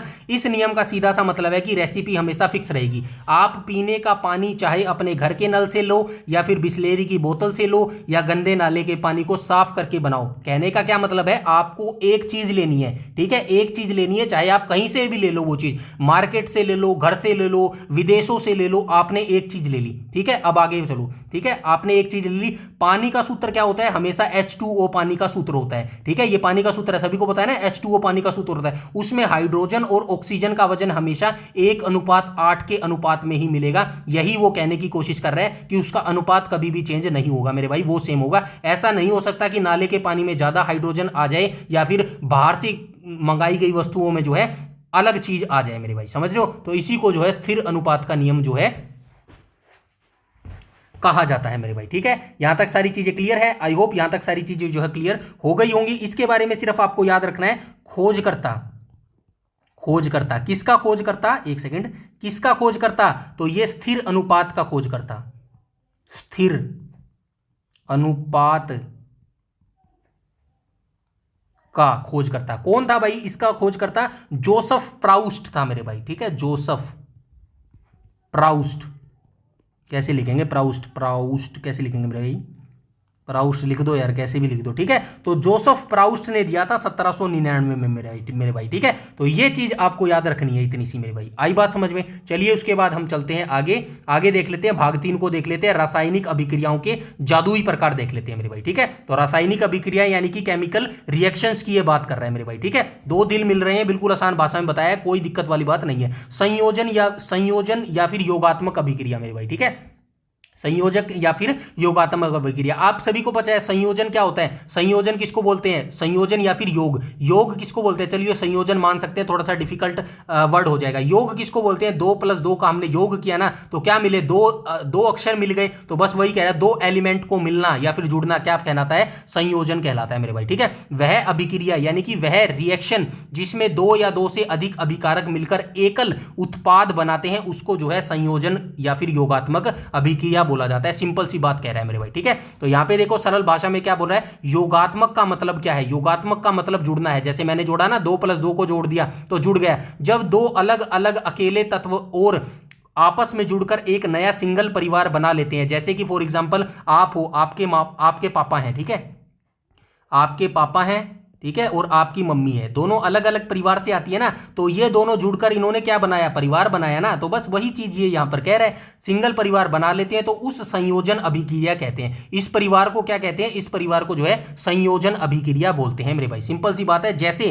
कोयले का जलना, अब कोयला अगर आप जलाओगे, देखा है ना सर्दियों में अपना हरियाणा में तो रखते हैं भट्टी, वो क्या बोलते हैं उनको, भट्टिया ही बोलते हैं ना, अंगीठी बोलते हैं, सॉरी अंगीठी। अंगीठी में क्या जलाते हैं, कोयले जलाते हैं ना। कोयले जलाकर क्या होता है, तो यहाँ पे देखो कोयला क्या होता है, कार्बन होता है, ठीक है। कोयला क्या होता है, कार्बन होता है। कार्बन को आप जलाओगे किसकी सहायता से, ऑक्सीजन की सहायता से, तो हमें क्या प्राप्त होगी, CO2 प्राप्त होगी, यानी कि कार्बन डाइऑक्साइड प्राप्त होगी। यहाँ पे देखो क्या लिख रखा है, ये क्या कह रहा है कि कार्बन अलग था, ठीक है, कार्बन अलग था। कोयले को जलाना, हमने कोयले को जलाया ना, तो कार्बन अलग था, ऑक्सीजन अलग थी। ऑक्सीजन की सहायता से तो जला, कार्बन अलग था, ऑक्सीजन अलग था। यानी कि ये आपका पापा है और ये आपकी मम्मी है। एग्जाम्पल के लिए समझा रहा हूं, कोई गलत मत समझना, ठीक है। तो ये आपके पापा हैं, ये आपकी मम्मी है, दोनों अलग अलग परिवार से आती हैं। ऑक्सीजन अलग थी, दोनों मिले, आपके मम्मी पापा मिले, शादी हुई और बन गई कार्बन डाइऑक्साइड, यानी कि आपका जन्म हुआ, यानी कि आपका नाम जो भी है, राहुल है, जो भी है आपका नाम, आप बन गए, आपका जन्म हुआ। यही जो है संयोजन है मेरे भाई। आई बात समझ में। अब इतनी आराम से प्यार से समझाऊंगा, टाइम तो लगेगा ना यार,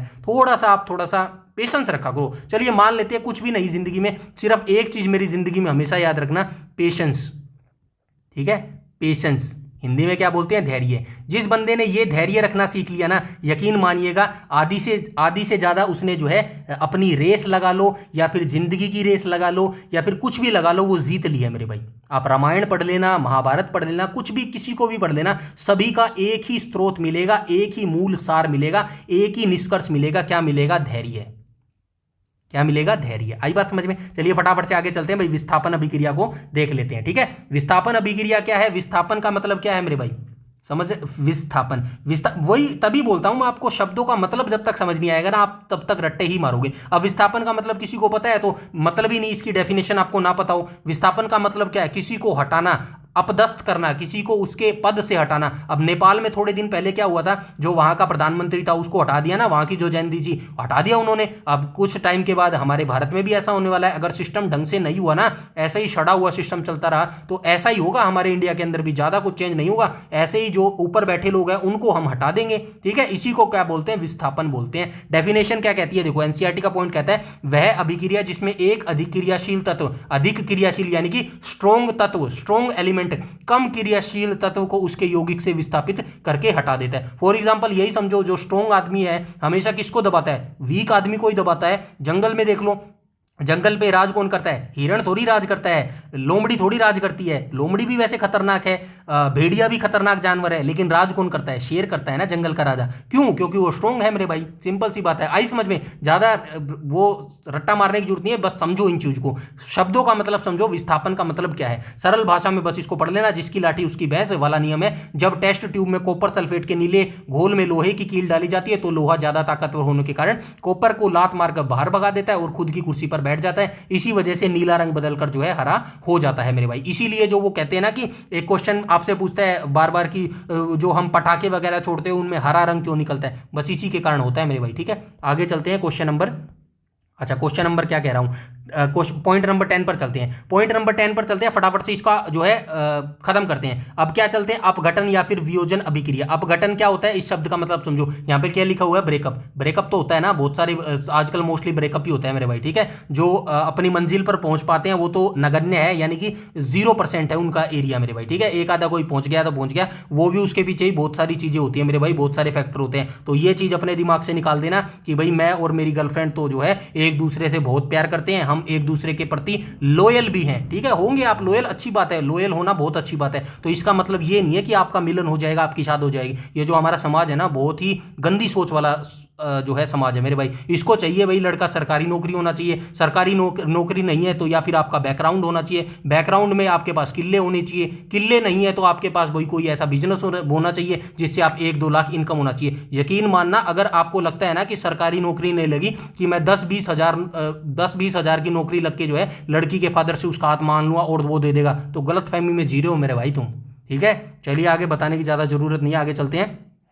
अपघटन को देख लेते हैं। अपघटन क्या कहता है, वह अभिक्रिया जिसमें एक जटिल अभिकारक बाह्य कारकों जैसे ऊष्मा, प्रकाश या विद्युत के कारण 2 या 2 से अधिक सरल उत्पादों में टूट जाता है। क्या कहने की कोशिश कर रहा है, वो जटिल अभिकारक मतलब कि वह अभिक्रिया, वो रिएक्शन जिसके अंदर एक जटिल अभिकारक मतलब एक स्ट्रोंग जो होता है ना, स्ट्रोंग, वो जो है बाहर की जो क्रियाएं होती है जैसे कि ऊष्मा, एनर्जी, प्रकाश जो सूर्य का प्रकाश है, या फिर विद्युत जो है इलेक्ट्रोमैग्नेट, उनके कारण जो है 2 या 2 से अधिक सरल उत्पादों में टूट जाता है। यहाँ पे देखो यह संयोजन का बिल्कुल उल्टा है, जो ऊपर हमने संयोजन देखा था ना, संयोजन उसके बिल्कुल उल्टा है। संयोजन में क्या था, दो चीजें मिलकर बन रही है मेरे भाई, एक अलग उत्पाद बना रहे थे ना, तो ये जो अपघटन है ये बिल्कुल अपोजिट है संयोजन के, ये टूट जाता है अपने आप में। देखो यानी यहां ब्रेकअप होता है जब एक बड़ा और भारी यौगिक अकेला बैठा हो और उसे बाहर से गर्मी, ऊष्मा या फिर बिजली का करंट दौड़ा दिया जाए तो वह तंग आकर 2 से 3 छोटे छोटे हिस्सों में टूट जाता है। जैसे पानी में जब हम बिजली का करंट दौड़ाते हैं तो पानी टूटकर हाइड्रोजन और ऑक्सीजन में बदल जाता है मेरे भाई। आई बात समझ में, ज्यादा समझाने की जरूरत नहीं है, आई होप आप समझ जाओगे। चलिए आगे चलते हैं भाई। अब जो है इंपॉर्टेंट चीजें आ गई हैं, यहां से क्वेश्चन पूछता है, बस अभी ये थ्योरी खत्म होने वाली है, अब 1 घंटा भी।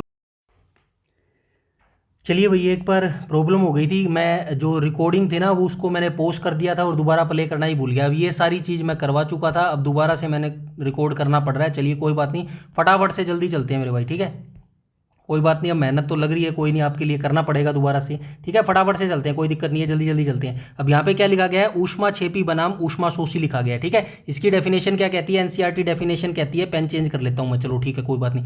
ऊष्मा छेपी, ठीक है, अभिक्रियाओं में उत्पाद के साथ ऊष्मा मुक्त होती है। क्या कह रहा है, ऊष्मा छेपी क्या होती है, ऊष्मा छेपी के साथ जो है उत्पाद के साथ ऊष्मा मुक्त होती है, यानी कि एनर्जी जो है बाहर निकलती है, जैसे कि श्वसन और दहन। श्वसन में ऐसा ही तो करते हैं, जो श्वसन हम सांस लेते हैं तो सांस लेते हैं तो बाहर जो है क्या छोड़ते हैं, एनर्जी ही तो छोड़ते हैं, जबकि ऊष्मा शोषी में ऊष्मा का अवशोषण होता है। शोषी, शोषी से क्या याद रखना, शोषी से सोखना, शोषण यानी कि शोषण करना, ठीक है, जैसे प्रकाश या फिर जैसे प्रकाश संश्लेषण होता है मेरे भाई, ठीक है। अब सरल भाषा में इसको समझो, इन 2 शब्दों में बच्चे हमेशा कंफ्यूज होते हैं, आज के बाद नहीं होगे। छेपी, छेपी का मतलब होता है फेंकना या बाहर निकालना मेरे भाई, ठीक है। जिस अभिक्रिया के होते ही बहुत सारी गर्मी बाहर निकलती है वो ऊष्मा छेपी होती है। जैसे बिना बुझे चूने पर पानी डालोगे तो पानी उबलने लगेगा, और हमारा सांस लेना, श्वसन भी ऊष्मा छेपी है। जैसे कि हम सांस लेते हैं तो अंदर सांस लेते हैं और बाहर क्या है, गर्म हवा छोड़ते हैं मेरे भाई, ठीक है। तो ये चीज याद रखना। शोषी, शोषी का मतलब क्या होता है, सोखना, मतलब सोखना, जिसे होने के लिए बाहर से धूप या फिर गर्मी खानी पड़ती है वो ऊष्मा शोषी होता है। जैसे पौधे का धूप में खाना बनाना, ये क्या है, प्रकाश संश्लेषण की क्रिया होता है मेरे भाई, ठीक है। इसके बाद हम चलते हैं आगे और आगे देख लेते हैं भाग 4 को, ऑक्सीकरण व संचारण और चिप्स के पैकेट को देख लेते हैं। ये सारी चीज मैं करवा चुका था, बस दिक्कत ये हुई कि वो पोस्ट जो किया था ना मैंने रिकॉर्डिंग, उसको जो है प्ले करना भूल गया। चलिए कोई बात नहीं भाई, चलो आगे देख लेते हैं। अब यहाँ पे 2 शब्द दिए गए हैं, एक तो ऑक्सीकरण और एक अपचयन मेरे भाई। इन दोनों शब्दों को ध्यान से जोड़ देखना। इलेक्ट्रॉन त्यागने की प्रक्रिया को ऑक्सीकरण कहते हैं। आप सभी जानते हैं भाई, केमिस्ट्री में ज्यादातर क्या होते हैं, ज्यादातर इलेक्ट्रॉन होते हैं मेरे भाई। इलेक्ट्रॉन देगा, जो इलेक्ट्रॉन देगा वो क्या कहलाएगा, ऑक्सीकरण कहलाएगा, सिंपल सी बात है। और जो इलेक्ट्रॉन लेगा, मतलब जो ग्रहण करेगा, वो क्या कहलाएगा, अपचयन कहलाएगा, सिंपल सी बात है। अब ये चीज यहाँ पे लिखी गई है, देखो इलेक्ट्रॉन त्यागने, अभी तो चल रहा है ना, ठीक है अभी चल रहा है।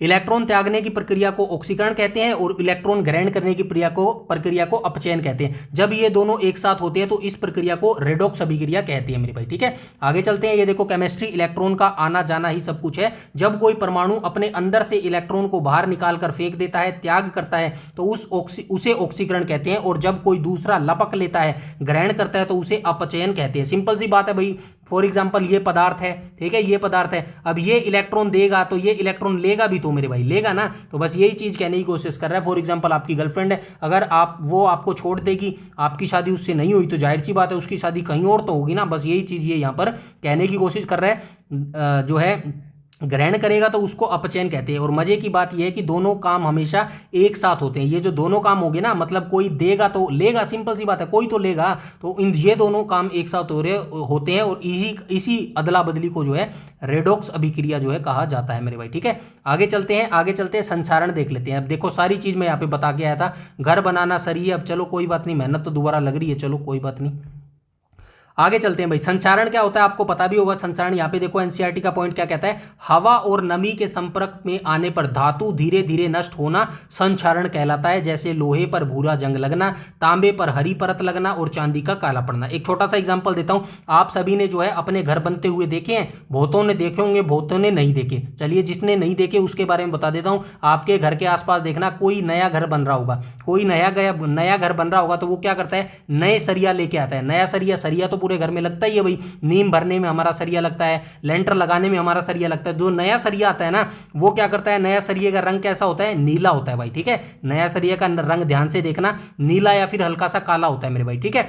अब 6-7 दिन के बाद, अब ऐसा तो है नहीं कि भाई पूरा सरिया लग जाता है, आधा सरिया लगता है, कुछ सरिया बच भी जाता है, कुछ सरिया बच जाता है जो नीचे पड़ा रहता है, घर के पास ही पड़ा रहता है। अब 6 से 7 दिन के बाद क्या होता है, वो जो घर की तराई होती है ना, देखा है तराई तो समझते होगे ना क्या होता है, ईंटों को गीला करना तराई बोलते हैं, पूरे घर की तराई होती है। तो तराई के समय जो जो पानी के छींटे होते हैं ना वो नए सरिये के ऊपर लगते हैं, ठीक है।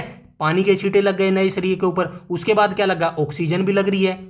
ऑक्सीजन तो लगेगी, जाहिर सी बात है, खुले में पड़ा है तो ऑक्सीजन भी उसको लग रही है। जब ये दोनों चीजें नए सरिये पर लगेंगी ना, ऑक्सीजन और पानी, तो क्या होगा, उसका रंग चेंज होना स्टार्ट हो जाएगा और उसका रंग जो है भूरा हो जाएगा। और ऐसा ही जो है तांबे के साथ होता है और ऐसा ही चांदी के साथ होता है मेरे भाई, ठीक है। तो ये कारण बस आप याद रखना, इसी प्रोसेस को क्या बोलते हैं, इसी प्रोसेस को संचारण बोलते हैं। यहां पर आसान भाषा में समझ लेना, सारा कुछ मैंने लिख दिया है मेरे भाई, आई बात समझ में, सब कुछ पढ़ लेना। उसके बाद चलते हैं विकृत गंधिता और चिप्स का पैकेट मेरे भाई, ठीक है। तो विकृत गंधिता क्या होता है, विकृत गंधिता, आपने चिप्स तो खाई होगी, अब कोई ये मत कहना कि मैंने चिप्स नहीं खाई। चिप्स बहुत प्रकार के होते हैं, कुरकुरे हो गया, लेज हो गया, पता नहीं क्या क्या प्रकार की होती है। इनके अंदर एक गैस भरी होती है मेरे भाई, ठीक है। गैस भर के इस पैकेट को फुला देते हैं और उसके अंदर जो मटेरियल होता है वो थोड़ा सा ही होता है। हम कहते हैं यार भाई इसके अंदर तो पूरी हवा भर रखी है, कुछ है तो है नहीं, पैसे ले रखे हैं, 20-20 के पैकेट बना रखे हैं, हम ऐसा बोलते हैं ना। एक्चुअल में अगर वो गैस नहीं होगी ना तो मेरे भाई उसके अंदर जो कुरकुरे होंगे ना वो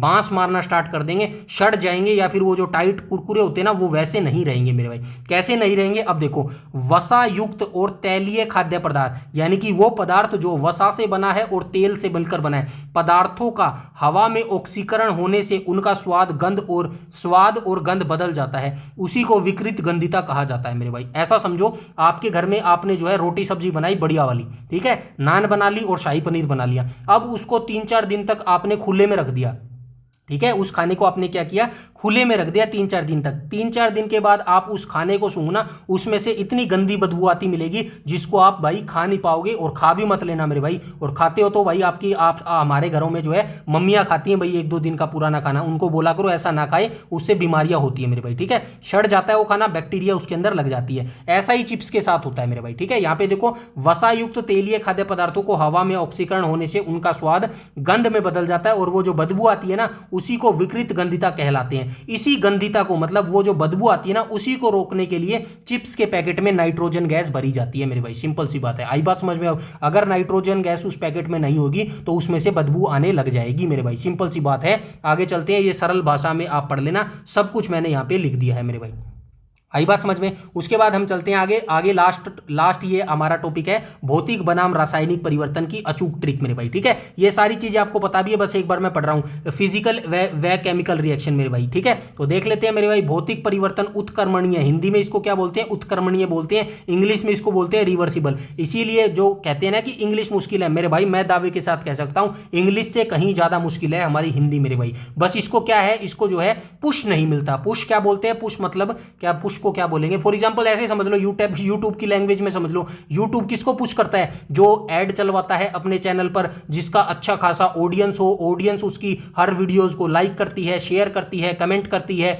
अच्छी अच्छी चीजें बताती है, तो उसको यूट्यूब ज्यादा प्रमोट करता है, ज्यादा उस चैनल को पुश करता है। ऐसे ही क्या है, ऐसे ही भाई भौतिक परिवर्तन होते हैं, ये क्या होते हैं, रिवर्सिबल होते हैं मेरे भाई, आई बात समझ में। ये क्या होते हैं, रिवर्सिबल, यानी कि इनको दोबारा, ये देखो, भौतिक परिवर्तन यानी कि उत्क्रमणीय यानी कि रिवर्सिबल, जिनमें कोई नया पदार्थ नहीं बनता। रासायनिक परिवर्तन अनुत्क्रमणीय होते हैं, जिनमें पूरी तरह नया पदार्थ बनता है मेरे भाई, आई बात समझ में। ये चीजें ज्यादा डिटेल से बताने की जरूरत नहीं है, आई होप आपको ये चीजें पता होगी मेरे भाई। याद देखो, इस टॉपिक में हर वनडे एग्जाम्स में एक सवाल पक्का आता है, इसकी एक सिंपल सी जादुई ट्रिक है, याद कर लो। अगर कोई बदलाव होने के बाद आप चीज को वापस पुरानी हालत में ला सकते हो तो वो भौतिक परिवर्तन है, सिंपल सी बात है मेरे भाई, ठीक है। अगर कोई चीज है, ठीक है, कोई भी चीज है, आप उसको वापस पुरानी अवस्था में ले आते हो तो उसको जो है भौतिक परिवर्तन बोलते हैं मेरे भाई, ठीक है। जैसे बर्फ का पानी बनना, ठीक है, पानी से वापस बर्फ बना सकते हो, बिल्कुल बना सकते हो। चीनी का पानी में घुलना, लेकिन अगर चीनी पूरी तरह बर्बाद हो गई और नई चीज बन गई जिसे वापस पुराना नहीं कर सकते तो वो रासायनिक परिवर्तन कहलाते हैं। जैसे दूध से दही बनना, दही से दूध वापस नहीं बनाया जा सकता, आप सभी जानते हैं। कागज का जलना या फिर लोहे पर जंग लेना, ये सारी चीजें मैं ज्यादा नहीं बताऊंगा क्योंकि आपको ये सारी चीजें पता होंगी मेरे भाई। और यहां पर हमारी थ्योरी जो है खत्म होती है मेरे भाई, थ्योरी खत्म होगी। अब फटाफट से जो है एमसीक्यू पे चलते हैं मेरे भाई। इतना डिटेल करवाने पे यार थोड़ा तो टाइम लगता ही है मेरे भाई, ठीक है। तो समझा करो मेरे भाई, थोड़ा सा आप भी जो है समझा करो इन चीजों को मेरे भाई, ठीक है। तो फटाफट हम एमसीक्यू पर आ जाते हैं और फटाफट एमसीक्यू को जो है खत्म करते हैं मेरे भाई, ठीक है। चलो आ जाओ फटाफट से फर्स्ट पेज के ऊपर आ जाओ, ठीक है। तो मैं यहां पर आंसर बताऊंगा, बाकी सारा डिटेल से आप पढ़ लेना, बाकी डिटेल से मैं सब कुछ बता के भी आया हूं, ठीक है। क्वेश्चन नंबर फर्स्ट को देख लेते हैं। फर्स्ट क्या कह रहा है, तत्वों के परमाणुओं के मध्य रासायनिक बंध बनने का मुख्य कारण क्या होता है। सबसे पहले हमने जो है इन्हीं के बारे में सुना था भाई, तत्व यानी कि एलिमेंट, परमाणुओं के मध्य रासायनिक बंध बनने का मुख्य कारण क्या होता है। तो मुख्य कारण यही होता है बाहरी कक्षा में अष्टक पूर्ण कर स्थायित्व प्राप्त करना मेरे भाई, ठीक है। ऑप्शन नंबर ए यहां पर बिल्कुल करेक्ट हो जाएगा। फटाफट चलूंगा, सारी चीजें मैं बता भी चुका हूं और सारी चीजें यहां पर लिख भी दी गई है मेरे भाई, ठीक है। आगे चलते हैं, क्वेश्चन नंबर सेकंड को देख लेते हैं। क्वेश्चन नंबर सेकंड क्या बोला है, सोडियम क्लोराइड NaCl साधारण नमक हमारा, इसमें निम्नलिखित में से कौन सा रासायनिक बंध पाया जाता है। तो हमने देखा था भाई ये जो है इसके अंदर अगर पानी से इसको गुजारोगे तो ये सुचालक भी हो जाता है, तो ये क्या होता है आयनिक बंध होता है, वैद्युत संयोजक बंध होता है। ऑप्शन नंबर बी यहां पर बिल्कुल करेक्ट हो जाएगा मेरे भाई, ठीक है। अब क्वेश्चन नंबर 3 पर चलते हैं। 3 क्या कह रहा है, वैद्युत संयोजक यौगिकों के संदर्भ में कौन सा कथन सत्य है मेरे भाई। तो वैद्युत संयोजक यौगिकों के बारे में हम डिटेल से पढ़ के आए हैं, तो इसके कथन दिए गए हैं। इसमें क्या पूछा है, असत्य कथन पूछा गया है, तो देख लेते हैं असत्य कथन। इनके गलनांक एवं कथनांक अत्यधिक उच्च होते हैं, बिल्कुल सही बात है। इनके जो गलनांक एवं कथनांक है वो उच्च होते हैं। यह सामान्यतः कठोर एवं भंगुर ठोस होते हैं, बिल्कुल सही बात है। यह जल में अघुलनशील होते हैं, ये कथन गलत हो जाएगा। अभी ऊपर देख के आए हैं, ये जल में घुलनशील होते हैं और जल में घुलते ही जो है ये सुचालक बन जाते हैं मेरे भाई, ठीक है। क्या बन जाते हैं, सुचालक बन जाते हैं। तो राइट ऑप्शन नंबर सी यहां पर बिल्कुल करेक्ट हो जाएगा। नेक्स्ट क्वेश्चन पर आ जाएंगे, क्वेश्चन नंबर 4 पर। क्वेश्चन नंबर 4 बोला गया, दो परमाणुओं के मध्य इलेक्ट्रॉनों की बराबर साझेदारी बताया था ना, बिजनेस पार्टनरशिप किसके बीच में होती है, तो ये सह संयोजन बंध के बीच में होती है मेरे भाई, ठीक है। तो क्वेश्चन नंबर 4 का जो है राइट ऑप्शन नंबर बी यहां पर बिल्कुल करेक्ट हो जाएगा, ठीक है। ये सारा पढ़ लेना। आगे चलते हैं क्वेश्चन नंबर 5 के ऊपर। अभी तो मेरे को और टाइम लगने वाला है। क्यों टाइम लगने वाला है, क्योंकि ये तो एक वीडियो है, इसके बाद दूसरी वीडियो जो रिकॉर्ड नहीं हुई वो इन दोनों को जोड़ना पड़ेगा। मेरे को एक सॉफ्टवेयर की हेल्प लेनी पड़ेगी। पहले ये दोनों वीडियोस में उन सॉफ्टवेयर के अंदर डालूंगा, फिर वो धीरे धीरे इनको कंबाइन करेगा और ये पूरी वीडियो मेरे भाई 7-8 बजे तक कंप्लीट होगी, तब जाके आपको वीडियो मिलेगी। क्या पता ज्यादा भी टाइम लगे, इतनी सारी मेहनत आपके लिए कर रहा हूं मेरे भाई, सोचो थोड़ा सा, ठीक है। तो चलिए क्वेश्चन नंबर 5 पर चलते हैं। क्वेश्चन नंबर 5 क्या बोल रहा है, नाइट्रोजन अणु N2 में 2 नाइट्रोजन परमाणुओं के मध्य कितने संयोजन बंध पाए जाते हैं, तो त्रिबंध पाए जाते हैं। ऑप्शन नंबर सी यहां पर बिल्कुल करेक्ट हो जाएगा। सब कुछ पढ़ लेना, सब कुछ दे दिया मैंने, घबराने की जरूरत नहीं है, ठीक है। आगे चलते हैं, क्वेश्चन नंबर 6 को देख लेते हैं। क्वेश्चन नंबर 6 बोला गया, अमोनियम क्लोराइड NH4Cl नोसदार में निम्नलिखित में से कौन से बंध पाए जाते हैं। तो कौन से बंध पाए जाते हैं मेरे भाई, इसमें 3 टाइप बंध पाए जाते हैं, आयनिक, सहसंयोजक एवं उप सहसंयोजक, तीनों प्रकार के बंध इसके अंदर पाए जाते हैं। क्वेश्चन नंबर 6 का राइट ऑप्शन नंबर डी हो जाएगा मेरे भाई, ठीक है। आगे चलते हैं, क्वेश्चन नंबर 7 को देख लेते हैं। क्वेश्चन नंबर 7 क्या बोल रहा है, डीएनए के धागों और प्रोटीन के अणुओं के आपस में बांधकर रखने वाले विशिष्ट कमजोर बंध को क्या कहा जाता है, ये भी मैंने डिटेल से आपको बताया था। तो हो जाता है हाइड्रोजन बंध, इनको बोला जाता है। ऑप्शन नंबर सी यहां पर बिल्कुल करेक्ट हो जाएगा मेरे भाई, ठीक है। आगे चलते हैं, क्वेश्चन नंबर 8 को देख लेते हैं। क्वेश्चन नंबर 8 क्या बोल रहा है, 8 बोल रहा है, किसी भी रासायनिक अभिक्रिया के द्रव्यों को न तो उत्पन्न किया जा सकता है और न ही नष्ट किया जा सकता है, ये भी हमने देखा था। यह कौन सा नियम है, तो यह द्रव्यमान संरक्षण का नियम है मेरे भाई। 2 वैज्ञानिकों ने दिया था, किन किन वैज्ञानिकों ने दिया था ये आप कमेंट सेक्शन में फटाफट से बता दो। यहां पे मिल भी गया आपको, ये देखो मिल गया, ठीक है। लेवोशियर का नाम ज्यादा आता है मेरे भाई, क्योंकि इसको जो है केमिस्ट्री का फादर कहा जाता है। क्वेश्चन नंबर 9 को देख लेते हैं। 9 क्या बोल रहा है, पीने का पानी चाहे कुएं का हो, नदी का हो या फिर प्रयोगशाला में बनाया गया हो, उसमें हाइड्रोजन और ऑक्सीजन का भार अनुपात हमेशा 1:8 ही रहेगा। यह किस नियम को सिद्ध करता है, यह जो है लॉ ऑफ कांस्टेंट प्रोपोर्शन यानी कि स्थिर अनुपात के नियम को जो है ये सिद्ध करता है मेरे भाई, ठीक है। सारी चीजें पढ़ के आए हैं हम, बताओ अब क्या मुश्किल लग रहा है, ठीक है। वीडियो तो लंबी होती है, अब क्या करें। क्वेश्चन नंबर 10 को देख लेते हैं। क्वेश्चन नंबर 10 क्या बोल रहा है, जब 2 या 2 से अधिक अभिकारक मिलकर केवल एक एकल उत्पाद का निर्माण करते हैं तो ऐसी अभिक्रिया को क्या कहा जाता है, तो ऐसी अभिक्रिया को संयोजन या फिर योगात्मक अभिक्रिया बोला जाता है। बोल रहा हूं ना, वर्ड जो होते हैं ना, शब्द, वो ऐसे ही यूज करेगा आपके साथ, संयोजन, योगात्मक, लेकिन इनका मतलब जब तक आपको समझ नहीं आएगा आप सिर्फ तुक्के ही मारोगे, जो कि गलत होंगे मेरे भाई, ठीक है। आगे चलते हैं, क्वेश्चन नंबर 11 को देख लेते हैं। क्वेश्चन नंबर 11 क्या बोल रहा है, रासायनिक अभिक्रिया, ये वाली अभिक्रिया है, निम्नलिखित में से किस प्रकार की अभिक्रिया अभिक्रिया का एक उदाहरण है, तो ये विस्थापन अभिक्रिया का उदाहरण हो जाएगा। विस्थापन अभिक्रिया मैंने बताई थी ना, किसी को उसके पद से हटाना। नेपाल के प्रधानमंत्री को जैन जी ने हटा दिया था ना, ऐसा ही भारत में होगा, हमारे यहाँ पर भी जो है किसी को अपदस्थ करने जो, ठीक है, जो जंगल का राजा कहलाता है, शेर कहलाता है, शेर है ना, वो सबको हटाकर खुद राजा बनता है मेरे भाई, ठीक है। तो यहाँ पे देख लो, आगे चलते हैं, क्वेश्चन नंबर 12 को देख लेते हैं।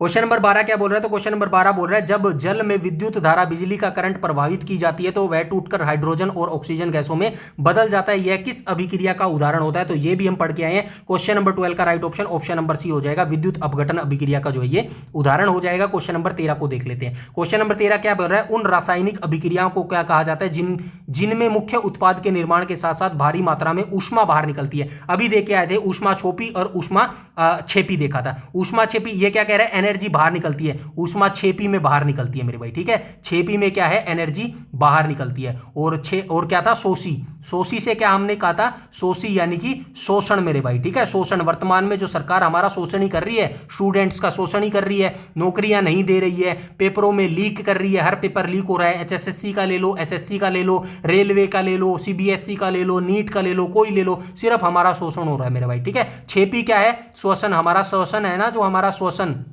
हमारा शासन, वो भी छेपी का ही एक उदाहरण है। क्या कह रहा है, उन रासायनिक अभिक्रिया कहा है जिनमें उत्पादन, तो ये छेपी आ जाएगा, शोषी नहीं आएगा, छेपी आएगा, ऑप्शन नंबर बी यहां पर बिल्कुल करेक्ट हो जाएगा क्वेश्चन नंबर 13 का। इसके बाद चलते हैं क्वेश्चन नंबर 14। क्वेश्चन नंबर 14 क्या बोल रहा है, तो पौधों द्वारा सूर्य के प्रकाश और क्लोरोफिल की उपस्थिति में भोजन बना, प्रकाश संश्लेषण भी वहां पर था, क्या था, किसका उदाहरण है, शोषी, शोषण का उदाहरण है, ऑप्शन नंबर बी हो जाएगा। चलिए आगे चलते हैं, क्वेश्चन नंबर 15 को देख लेते हैं। क्वेश्चन नंबर 15 क्या कह रहा है, 15 कह रहा है कि आधुनिक इलेक्ट्रॉनिक अवधारणा के अनुसार किसी परमाणु, अणु या आयन द्वारा इलेक्ट्रॉन त्यागने, बाहर निकालने की प्रक्रिया को क्या बोला जाता है, ऑक्सीकरण बोला जाता है।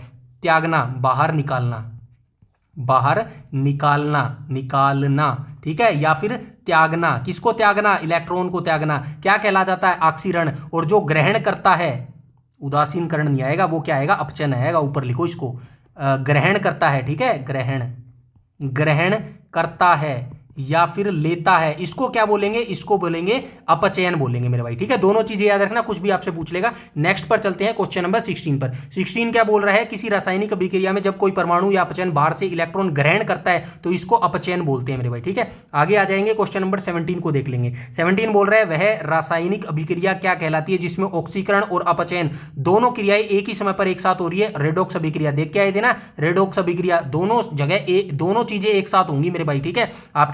आपकी गर्लफ्रेंड आपको छोड़ दिया, उसने बता दिया हमारी शादी नहीं हो सकती, इसका क्या मतलब है, वो किसी और से शादी कर रही है, तो दोनों क्रियाएं एक साथ हो रही है ना, तो इनको क्या बोलते हैं, रेडॉक्स अभिक्रिया इनको बोला जाता है। सिंपल सी बात है, आई बात समझ में। आगे चलते हैं, चलो क्वेश्चन नंबर 18 को देख लेते हैं। 18 क्या बोल रहा है, 18 बोल रहा है, लोहे पर भूरे जंग लगना, तांबे पर हरी परत का जमना, चांदी का काला पड़ना विज्ञान में किसका उदाहरण माना जाता है, अभी बता के आया हूं, संचारण का जो है ये घटना, इसको बोला जाता है मेरे भाई, ठीक है। क्वेश्चन नंबर 19 देख लेते हैं। तेलीय और वसायुक्त खाद्य पदार्थों को लंबे समय तक हवा में खुला रखने पर उनका स्वाद, गंध खराब होना क्या कहलाता है, विकृत गंधिता, ये कहलाता है मेरे भाई, ठीक है। आगे चलते हैं, क्वेश्चन नंबर 20 को देख लेते हैं। क्वेश्चन नंबर 20 क्या बोल रहा है कि आलू के चिप्स बनाने वाली कंपनियां चिप्स की थैलियों में कौन सी गैस भरती है, नाइट्रोजन गैस भरती है, ऑप्शन नंबर सी यहां पर बिल्कुल करेक्ट हो जाएगा। क्वेश्चन नंबर 21 को देख लेते हैं। 21 क्या बोल रहा है, वह भारी पदार्थ जो स्वयं रासायनिक अभिक्रिया में भाग नहीं लेता है परंतु उसकी गति दर को परिवर्तित या प्रभावित कर देता है, उसको क्या कहा जाता है, उसको क्या बोला जाता है भाई, उसको उत्प्रेरक बोला जाता है, ऑप्शन नंबर सी यहां पर बिल्कुल करेक्ट हो जाएगा,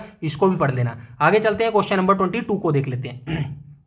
22 क्या बोल रहा है, 22 बोल रहा है, सामान्यतः तापमान टेम्परेचर बढ़ाने पर किसी रासायनिक अभिक्रिया के वेग या दर पर क्या प्रभाव पड़ता है, अभिक्रिया का वेग बढ़ जाता है, ऑप्शन नंबर बी यहां पर बिल्कुल करेक्ट हो जाएगा क्वेश्चन नंबर 22 का मेरे भाई। नेक्स्ट पर आ जाएंगे, क्वेश्चन नंबर 23 पर। 23 कह रहा है, निम्नलिखित में से कौन सा एक भौतिक परिवर्तन का उदाहरण है जिसे वापस पुरानी स्थिति में लाया जा सकता है, तो मोम का पिघलना मेरे भाई, ठीक है। दूध का दही से बनना, दोबारा दही, दूध से आपने दही बना ली तो दही से दूध बना सकते हो, नहीं बना सकते ना। लोहे पर जंग लगना, लोहे पर एक बार जंग लग गया, दोबारा से नया लोहा बना सकते हो, नहीं। भोजन का पचना भी नहीं है, तो मोम का पिघलना जो है राइट ऑप्शन हो जाएगा, ऑप्शन नंबर बी यहां पर बिल्कुल करेक्ट हो जाएगा। अभी बता के आया हूं भौतिक परिवर्तन और रासायनिक परिवर्तन। क्वेश्चन नंबर 24 को देख लेते हैं। 24, अब इतना स्पीड से चल रहा हूं भाई, फिर भी इतना टाइम लग रहा है, बताओ मैंने बीच में कोई बकवास की हो, कोई जोकबाजी की हो, कोई फालतू की बीसी करी हो, बताओ कुछ किया हो तो बताओ।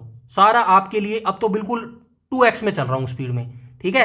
तो चलिए, पुराने कागज या फिर अखबारों को लंबे समय तक हवा और अलमारी में बंद रखने पर उनका रंग धीरे धीरे पीला पड़ जाता है, यह किसका परिणाम है? तो यह किसका परिणाम हो जाएगा? हवा की ऑक्सीजन द्वारा धीमा ऑक्सीकरण। ऑप्शन नंबर बी यहां पर बिल्कुल करेक्ट हो जाएगा। क्वेश्चन नंबर 25 को देख लेते हैं, आज का लास्ट क्वेश्चन। और लास्ट क्वेश्चन बोलता है रासायनिक परिवर्तनों के संदर्भ में कौन सा कथन पूरी तरह सत्य है? तो पूरी कथन सत्य क्या है? ये सामान्यतः उत्क्रमणीय होते हैं, गलत हो जाएगा। सत्य पूछा गया है, इसके दौरान कोई नया पदार्थ नहीं बनता, ये भी गलत है। पदार्थ नहीं बनता, बनता है केमिकल में तो बनता है। इनके फलस्वरूप पदार्थ के मूल रासायनिक गुण संगठन पूरी तरह से बदल जाते हैं।